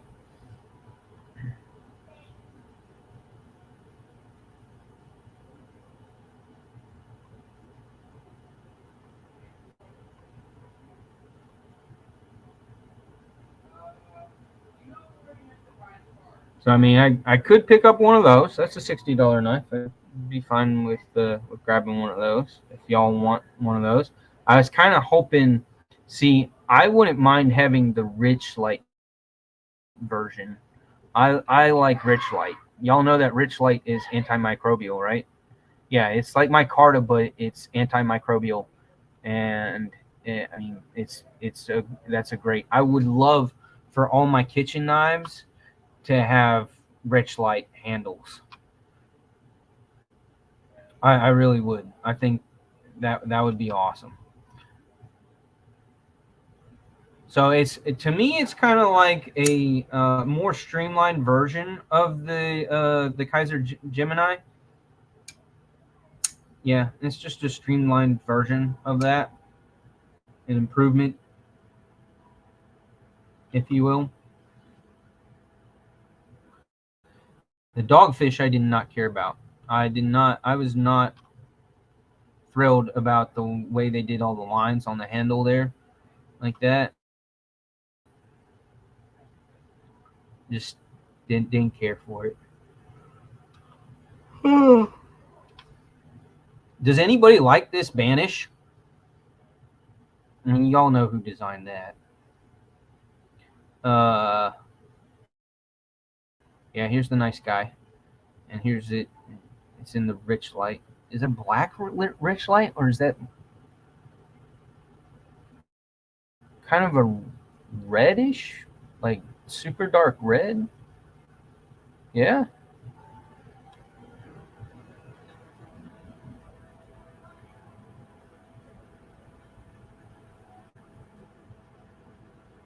Hmm. Purple? They're saying that's purple. Okay. Yay. Whoop-de-doo. I'm so damn colorblind. I try to play off that I'm not colorblind. But that's a purpley red, I suppose. All right. Man, Urban's a dumbass. Yeah, okay. It's purple. Just I'm tired. Let me throw a half a dozen excuses for my color blindness.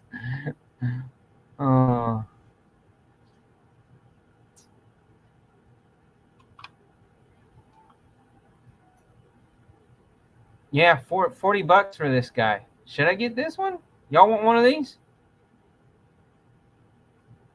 I'll just for shits and giggles right now, I'll just add it to the cart. There we go.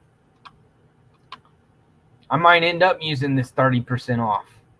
You know, there's only 3 hours, a little less than 4 hours left of this Kaiser flash sale that they're doing. So if you want a Kaiser, you might want to get one. This Grom was an interesting EDC fixed blade. Of course, its downfall is that it's made out of D2. I hate that it's made out of D2. I don't care for the D2 on fixed blades. I really, really don't. They even did it with some Ultim on the handle part. I wouldn't say that it was super comfortable, but good Kydex sheath. It's a great little carry.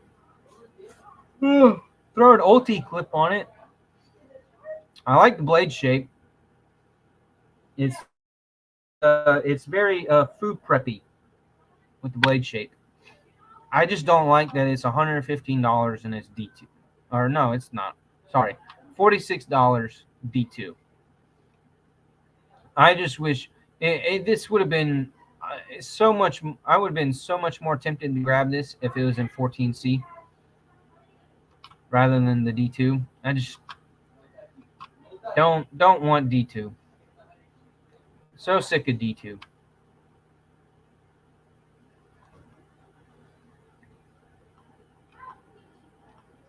Do you have one, Mimo? Are you talking about an Urban Bowie XL?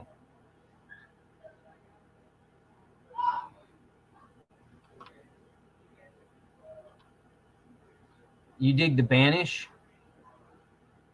with micarta and 154, and they got it in carbon fiber and nitro V now. Which one was the Banish? Didn't we just see that one? Oh yeah, this little guy. Yeah. If you like the small knives, I've got a few, but I've really grown away from the smaller knives. They're fun, they're useful, but it's just not, when I want to really cut something, I go for something that they got more than 3 inches. This one I checked out at Blade Show, and I was not. I absolutely what irritated me was this raindrop hole cutout, the thumb hole here. Like that does not. I mean, it's got this. It's a very wide fuller all the way down, and so reverse flick all damn day with that wide fuller works completely well, perfectly well. Very nice fuller for flicking. So much that the hole is pretty much unnecessary. But if you were gonna do a hole, do an oval shaped hole, not this little dinky raindrop thing. Like, it feels very small when you get your thumb up to it, up to that hole. It's like that the hole is so small. It's not helping in any way, shape, or form. And looks wise, I'd rather see the whole thing without the hole, with no hole at all. I didn't care for that raindrop hole. And of course, I also felt like it's a 3.2-inch blade. But again, when you get that cleavery, choppy style Warrenclyffe, I want at least 3.5 inches. Just saying. Just saying. But hey, S35 again. It's a good knife. Those were my initial thoughts on it when I picked it up, and I picked it up more than once while I was at their table or tables at their booth.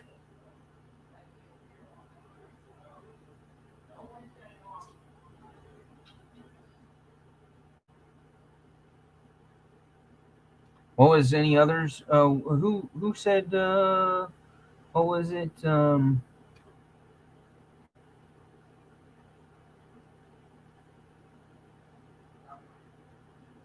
You're saying the detent on the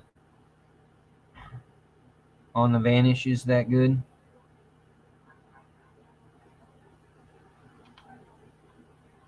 The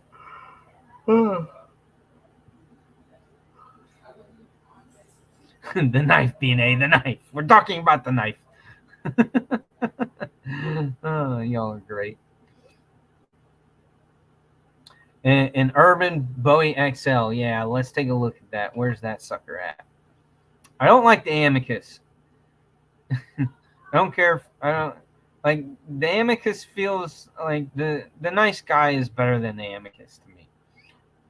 That's my thoughts on that one.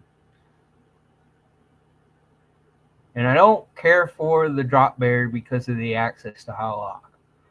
I don't like their clutch lock is nothing to write home about. And it doesn't give this same snappy detent and action that non clutch lock style locks give. Like I'm I'm almost tempted to get rid of my Benchmades, all of them, almost all of them, because I'm just done and over with the Benchmade access lock and the and Benchmade just doesn't do it for me anymore. There's the Feist. Again, I have one already. There's that Militol with that sweet fat carbon and the coated blade. It's a beautifully coated blade. I want one. I just don't like the shape of the blade. There's the Justice. What do y'all think about the Justice? That's N690 though. Again, you know, N690 is all right, but I'd like to see. It's not a fun steel. It takes a wicked ass edge, but it just doesn't. Its retention is not what I would like it to be.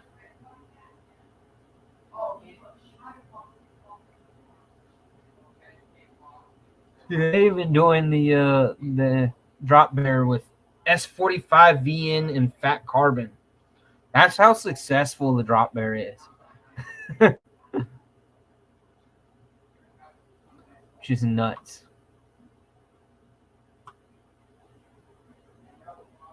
The Momo,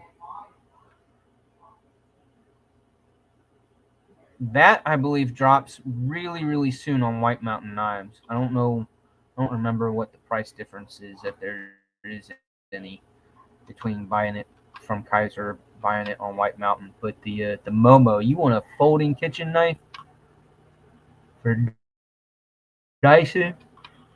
That's got a nice curved blade for rocking cuts. If you're a culinary minded person.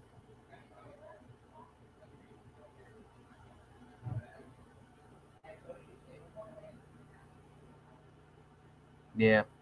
It's a front flipper though. Front flipper only.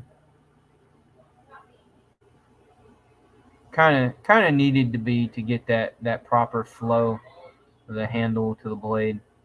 You know, get those lines just right for that style of a knife.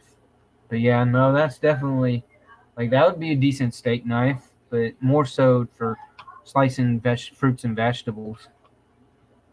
Like that's what I want to do with it when I pick it up.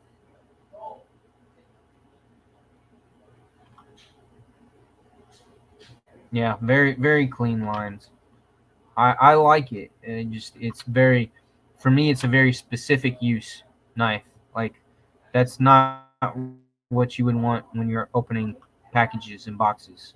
That's what I want when I'm slicing up an apple for the kids for lunch, or you know, dicing up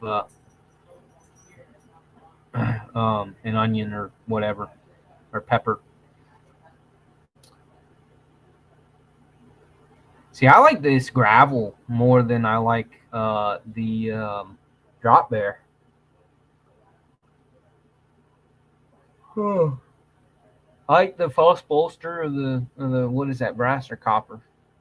Brass. Yeah, I like the look of that with the burlap micarta there. Very similar blade. What's the blade length on this guy? Oh, it's small. He's only 2.88 inches, so he's small.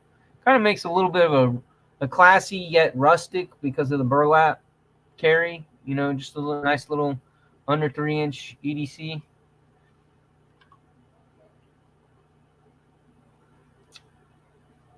The task is pretty nice if you like that clutch lock.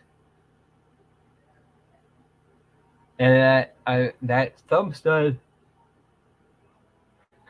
can be slightly adjusted on that track there. So depending on where you want that thing to be for however under overhand opening mechanism, or you just use the damn clutch lock.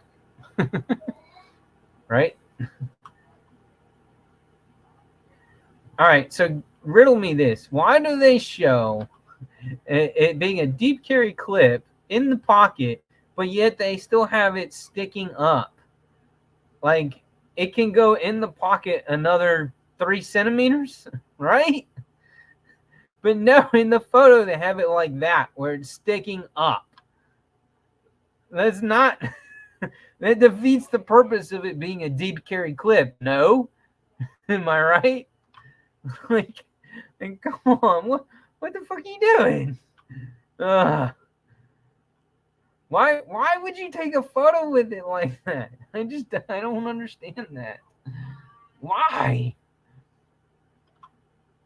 The photographer and the guy using with that in his jeans at that moment are not knife people. They couldn't be. They couldn't be, could they? How could you do that? That's like improper knife etiquette, right? Yeah, just the tip. Ross. Oh, that that bothers me right there. Like, no. Like, I want to write to them. I want to reach out to them and be like, hey, WTF, big time. Why'd you do that? Oh, you want some Kaiser dice? Ooh, fancy Kaiser dice. What do they want for $20? Ah, all right, whatever. At least you get a little pouch with it. Y'all having fun knife shopping with me? Trying to figure out what we should do about next week's giveaway? Trying to stay under that $75, $80 price range, because I'm not making money. Because I don't simp for money like Tri-State does. Is he still bad with that? I kind of quit watching him after, once he quit. I don't know what he's doing for income, or if he's relying entirely between Mrs. Tri-State and his OnlyFans page now. I don't know what he does for money these days, but I kind of gave up on watching his lives and being involved with his stuff. Because I really felt like he was starting to get bad, or at least he was getting worse about asking for donations and asking for memberships. Like, he was just encouraging on the more heavy side. And if you don't already know, I don't want that. I don't want that for my channel. I don't want to be that way with you guys. I'm here just to have fun with y'all. And I don't care for any of it to be about money. But and then when he was doing some of his bigger giveaways and stuff, it was obvious. It kind of became obvious with some of them that the people that were winning were people winning with multiple accounts. And I from my understanding, in our community, that's a major pet peeve, like a big no. Like, and some of you guys are YouTubers are cracking down on that shit with with other people's giveaways. I've not ran into that problem with mine because I guess I get a more secluded, respectable group, is how I view y'all. I hope that y'all see that as a compliment, because that's how I mean it to be. But I'm glad that I don't have to deal with that, because it's not right. It's not right. You're forcibly making an unfair advantage towards yourself by doing that. But anyways, the porcupine here has my vibes totally in every way except for the back end of that handle being pointy like that. It's too much. It kind of hits like my arcane crawler does. It hits me right in the meat of my palm there.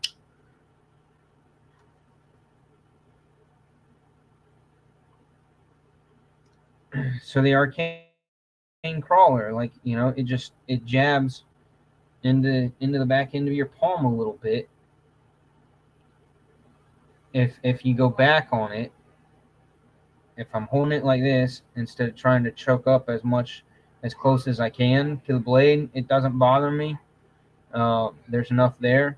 But if I go back a little bit, for some more strength in my cuts and getting just a little bit more leverage on the pressure that I'm putting behind the spine of the blade, then it digs into my palm, and I don't like that. I don't I don't like the way that feels. As awesome as it looks, I don't like the way that feels when I go back and don't choke up as hard as high as I can. So that's kind of the same thing that I ran into with the porcupine there. Yeah. So I don't like the porcupine because of that. Otherwise, that blade shape, yes.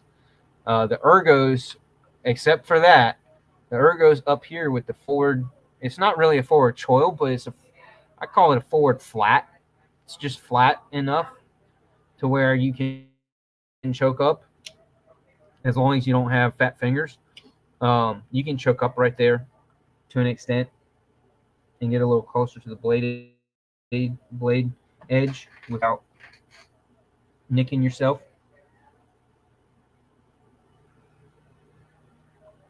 And that's kind of a fun name too. And porcupine. See what others do we got? Any others interest anybody?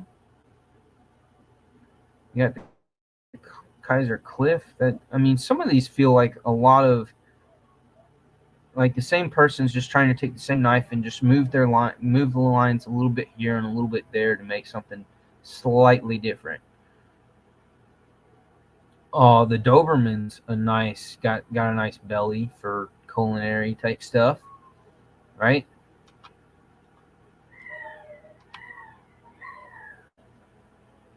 The Huntsman, that's wild. That's too wild for me. It looks badass though, doesn't it? Doesn't that look pretty badass? Is too wild. Like, I couldn't. But between that recurve and the Tonto S kind of deal going on, kind of in that kind of like a Grimsmo vibe, in the ideas behind the lines on that blade. There's your Phoenix, belly for days. Good old Maddie's knife.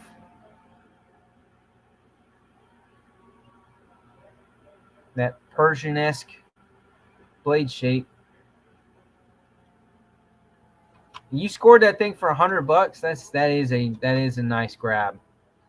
That is a really nice grab for $100.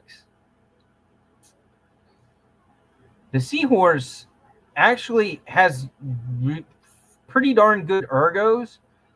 Like, it made me think of when I put this guy in my hand, when I put the Seahorse in my hand, the ergos of the handle kind of made me think about your Ontario Rat 2.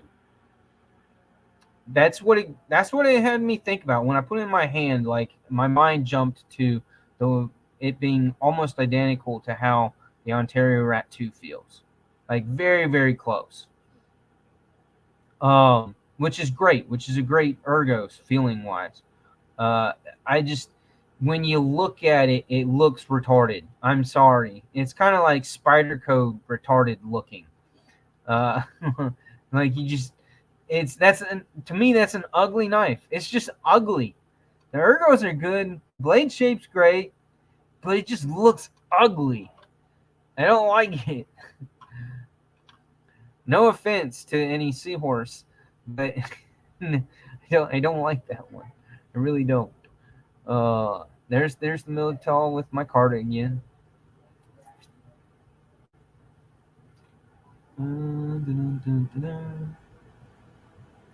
Yeah, I think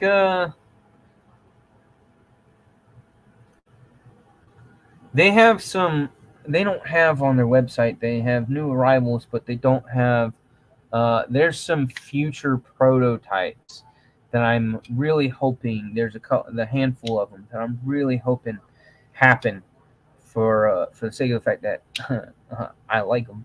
Uh, but yeah, Kaiser's got some probably about 6 or 7 knives coming down the road over the next 6 to 9 months that are going to be hits. And so I'm kind of don't want to. I don't want to spend too much money because of that as well.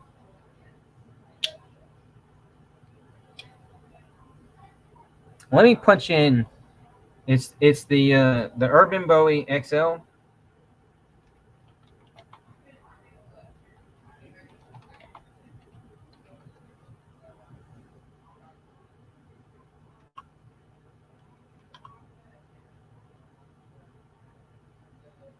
There's not an XL of the Urban Bowie, is there? Because here's the Urban Bowie, the Norseman. Yeah, thank you. Sorry, thank you, Mimo.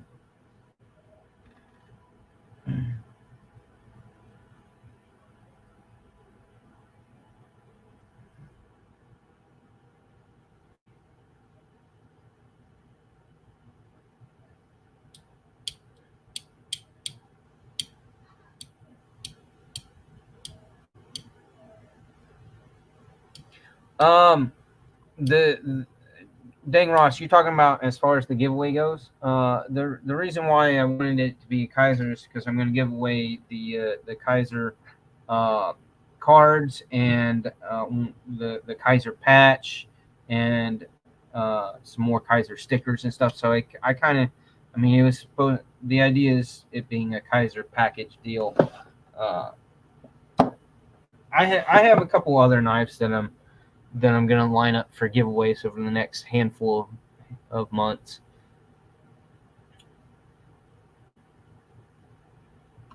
That aren't Kaisers.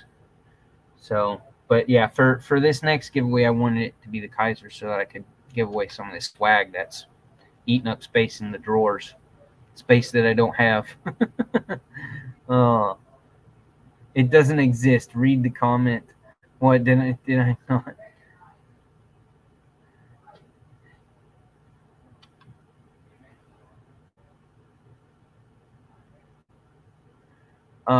The the uh, the Kato Venter.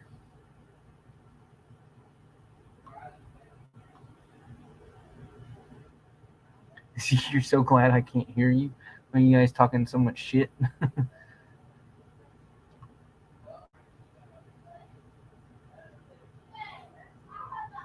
I I apologize. I'm not the greatest at reading the chat at the same time. I'm trying to navigate websites. I'm not very good at that. I know there are plenty of others that are more skilled in that multitasking than I am.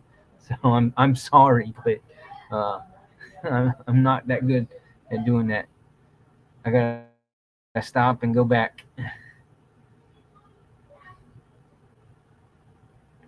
What Mimo? What's the one more Benchmade that you want?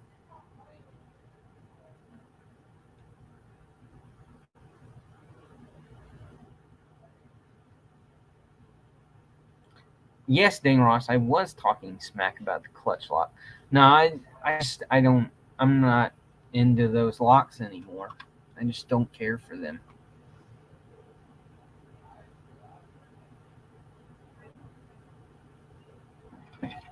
Who's drunk?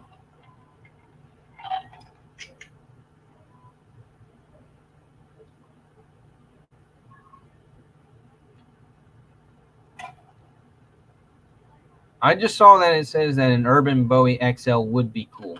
So yeah, so they don't exist. But what's the blade? Yeah, it's only a 2.37 inch. That's a tiny amount of blade.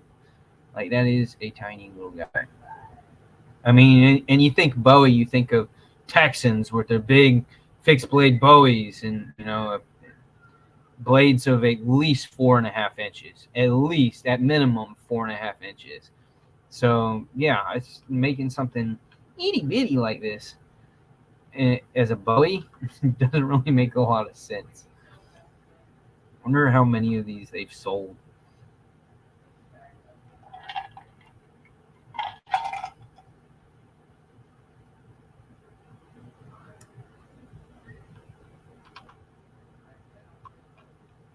Yeah, no, I'm not into that. Not into a mini folding Bowie. That's kind of silly. I don't see it being as useful.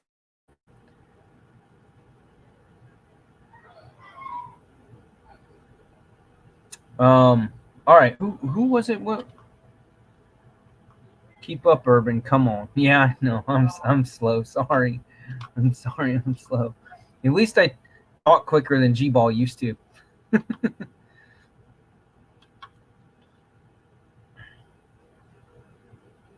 Oh, you want the tagged out with the hole? Really? Huh. Okay. There's some aftermarket scales for the tagged out that are pretty freaking badass. Been seeing a few recently with some micro milled titanium that are anodized, and they're fucking sick. They're sick.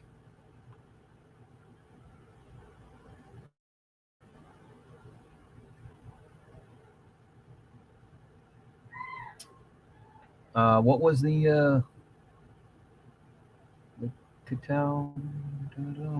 Where was that? I went past it. There you go. See, I told you I'm terrible at reading the comments. Uh,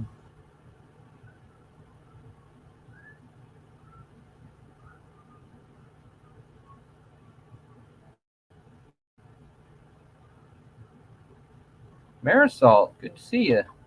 Good to see you.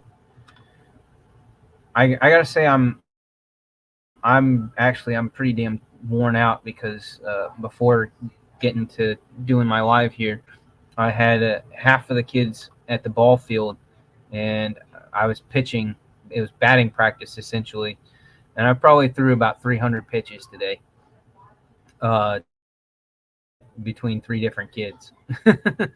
And then we went out on the field, even though the fields were on the wet side. Here it is. Yeah, let me punch that in and take a look at that. The Cato Venter.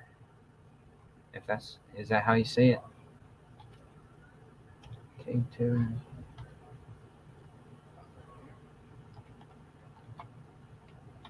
Venter.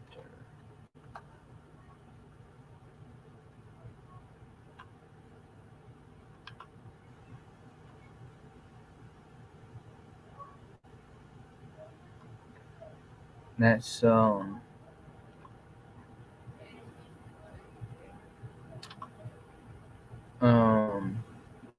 you actually ended up spelling it with an E for the R, but supposedly it's just Venter with no E. You talking about this guy?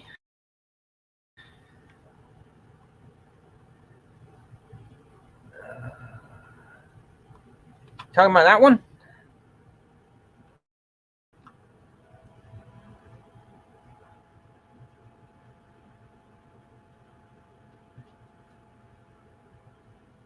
I don't like that. I don't like that at all. I think that's terrible. To be honest. Uh, what? Why do I need a hole that size on the back end of the handle like that? Like, what are we trying to feed dock line for your boat through that hole for a lanyard? I mean, is it supposed to? What's the size of it? Handle is 4 inches, 2.8-inch blade. So it's not like it's a keychain knife that you would throw that on your key ring. What's the purpose of that hole? In the size of that hole on the back end of it. I don't understand that. I don't understand that. Is there no pocket clip either? There's no pocket clip? No. There's no pocket clip. So what do? Put that on a neck lanyard and wear it around your neck? Are you pulling my chain? Don't tell me you like this knife. Dang, Ross. Come on.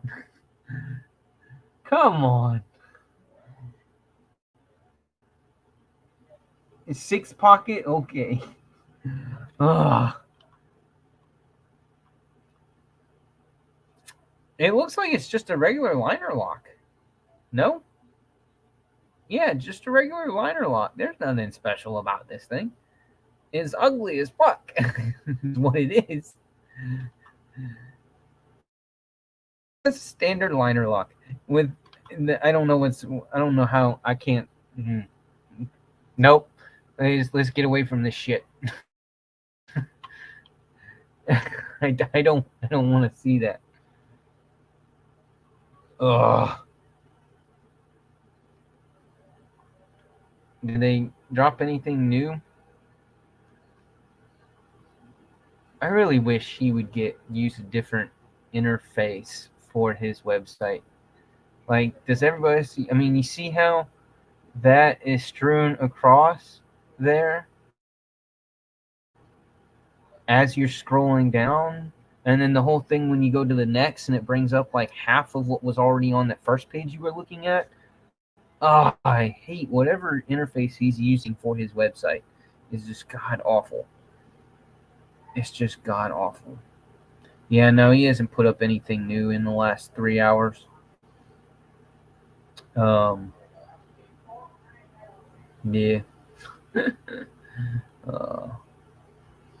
Rough Riders, which I have absolutely no interest in anymore. Here's some old Kershaw Natrix assisted. No Q. Two Sons, not really a fan. There's that Tops Longhorn that I mentioned in Grumpy's Live last night. Yeah.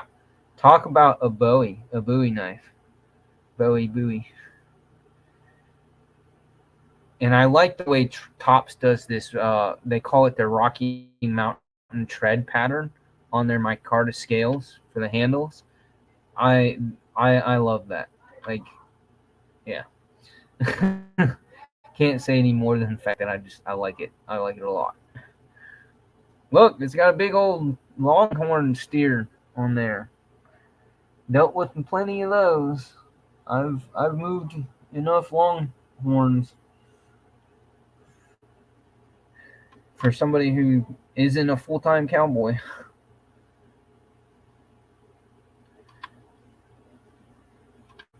Yeah, back in my teenage years, when I was way more crazy and ambitious to try new things than I am now.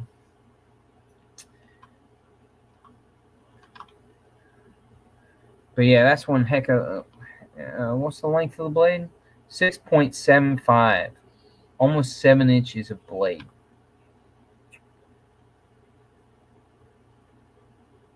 Yeah. 18 ounces, 18.1 ounces. That's one hell of a Bowie. Grumpy doesn't care for Bowie knives. I'm not a big fan of them either, but I still think they're sexy. And they're extremely useful blade shapes. He's into all these Tor knives. I don't know if this one particularly he likes, but those are like those Vef serrations. How come nobody uses those Vef serrations anymore? Like CRKT, grabbed them up and put out quite a number of knives using the VEF serrations, which in my opinion cut a lot better than your standard serrated blades. The VEF serrations actually cut the material rather than grabbing and doing more grabbing and tearing. That's actually on the spine, that serrated looking uh, deal. But yeah, I don't know if any of y'all have used any knives with the VEF serrations, those wide serrated pattern, but definitely if I had to have a knife, if I had to own a knife for hunting or for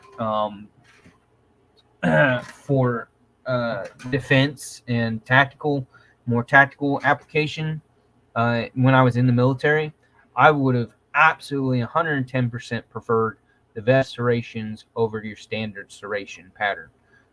It cuts rope better. It actually helps saw through bone better if you need it to saw through bone. Yeah, just the definitely far better serration pattern than the old school standard serration pattern. So I don't know if any of y'all. I prefer like 99% of my knives. I only own like maybe 2 knives that have serrations on them. The rest of them that I used to have, got rid of. Either throw it away, gave away, or just beat to hell to where they were no longer useful. They were beyond being a tool. But yeah, I do not care for serrations. And I don't care for recurves either. I just don't like sharpening recurves. Just can't stand sharpening recurves. It's not like they're hard. I just don't like doing it. I just don't. This thing is interesting. I would never buy one, but it's interesting looking. Like it fits a certain niche. And if you like those wild, oddball things, yeah, this petrified fish hummingbird does it. That's it's neat in a very odd way. Oh, but all right, I think I might be picking up this nice guy and this Kaiser Jean or Genie here. If I get the nice guy, it won't be given away right away because I wanna have fun with the rich light. I might. There's a slight possibility that I might have to buy 2 at that price for $40. I don't know. I don't know. I shouldn't. I don't need to. Should I get 2 of the nice guys or should I get 2 of the Kaiser Jean? I'm sharing the wrong thing. Gotta go back to the Kaiser page. Should I get 2 nice guys or should I get one of these nice guys and the Kaiser Genie? Or Gene? Is it Gene or Genie? Is the IE supposed to make up as a Y sound? Or is it Gene like blue jean Gene? I don't know how you're supposed to say that.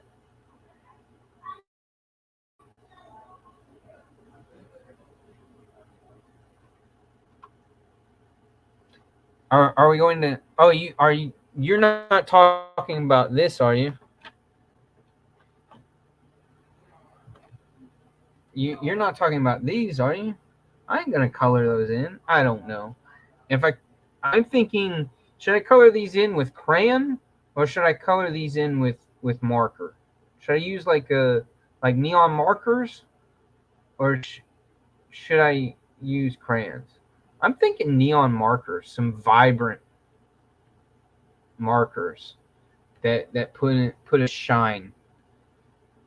that really make me a star, you know. Would any of y'all be interested in getting one of these? Should I give away one of these?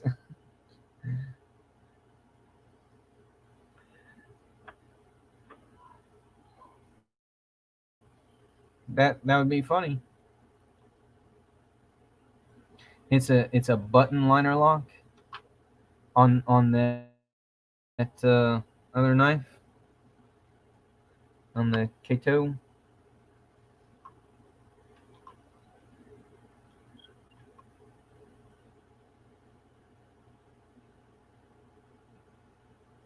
Mimo. My wife died and I won the lottery. The genie says I have one wish left. Those were your two wishes? Your first two wishes? Oh, that's great.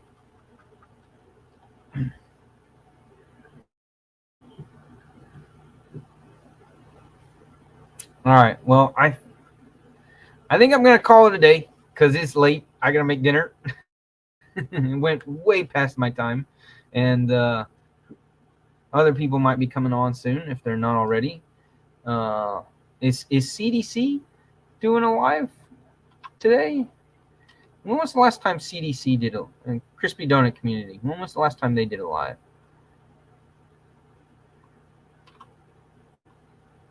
I haven't watched one of their lives in a while, so that just makes me think. Yeah, they're live right now. All right, they are live right now. So if you're, I don't know why you're still hanging out with me. You should go over and hang out with them because they're cooler than I am. So yeah, let's go ahead and end this now. Peace out because I want to go join the Crispy Donut Community Live that's going on right now. So yeah, y'all have a good weekend. I'll see you next Friday for the Kaiser giveaway. I'll do more figuring shit out and see if I can. I don't know if I order these knives now, if I'll get them by next Friday. Check out on Instagram my new cowboy hat will be arriving hopefully tomorrow. So hopefully tomorrow I will have a new cowboy hat, and it's pretty sweet. I'm excited to get it, and it's pretty dapper. It's pretty dope, pretty snazzy. So I'm excited for that. And I will see you guys in the chats over in the CDC. So peace out. Y'all have a good one. Take care. Love you.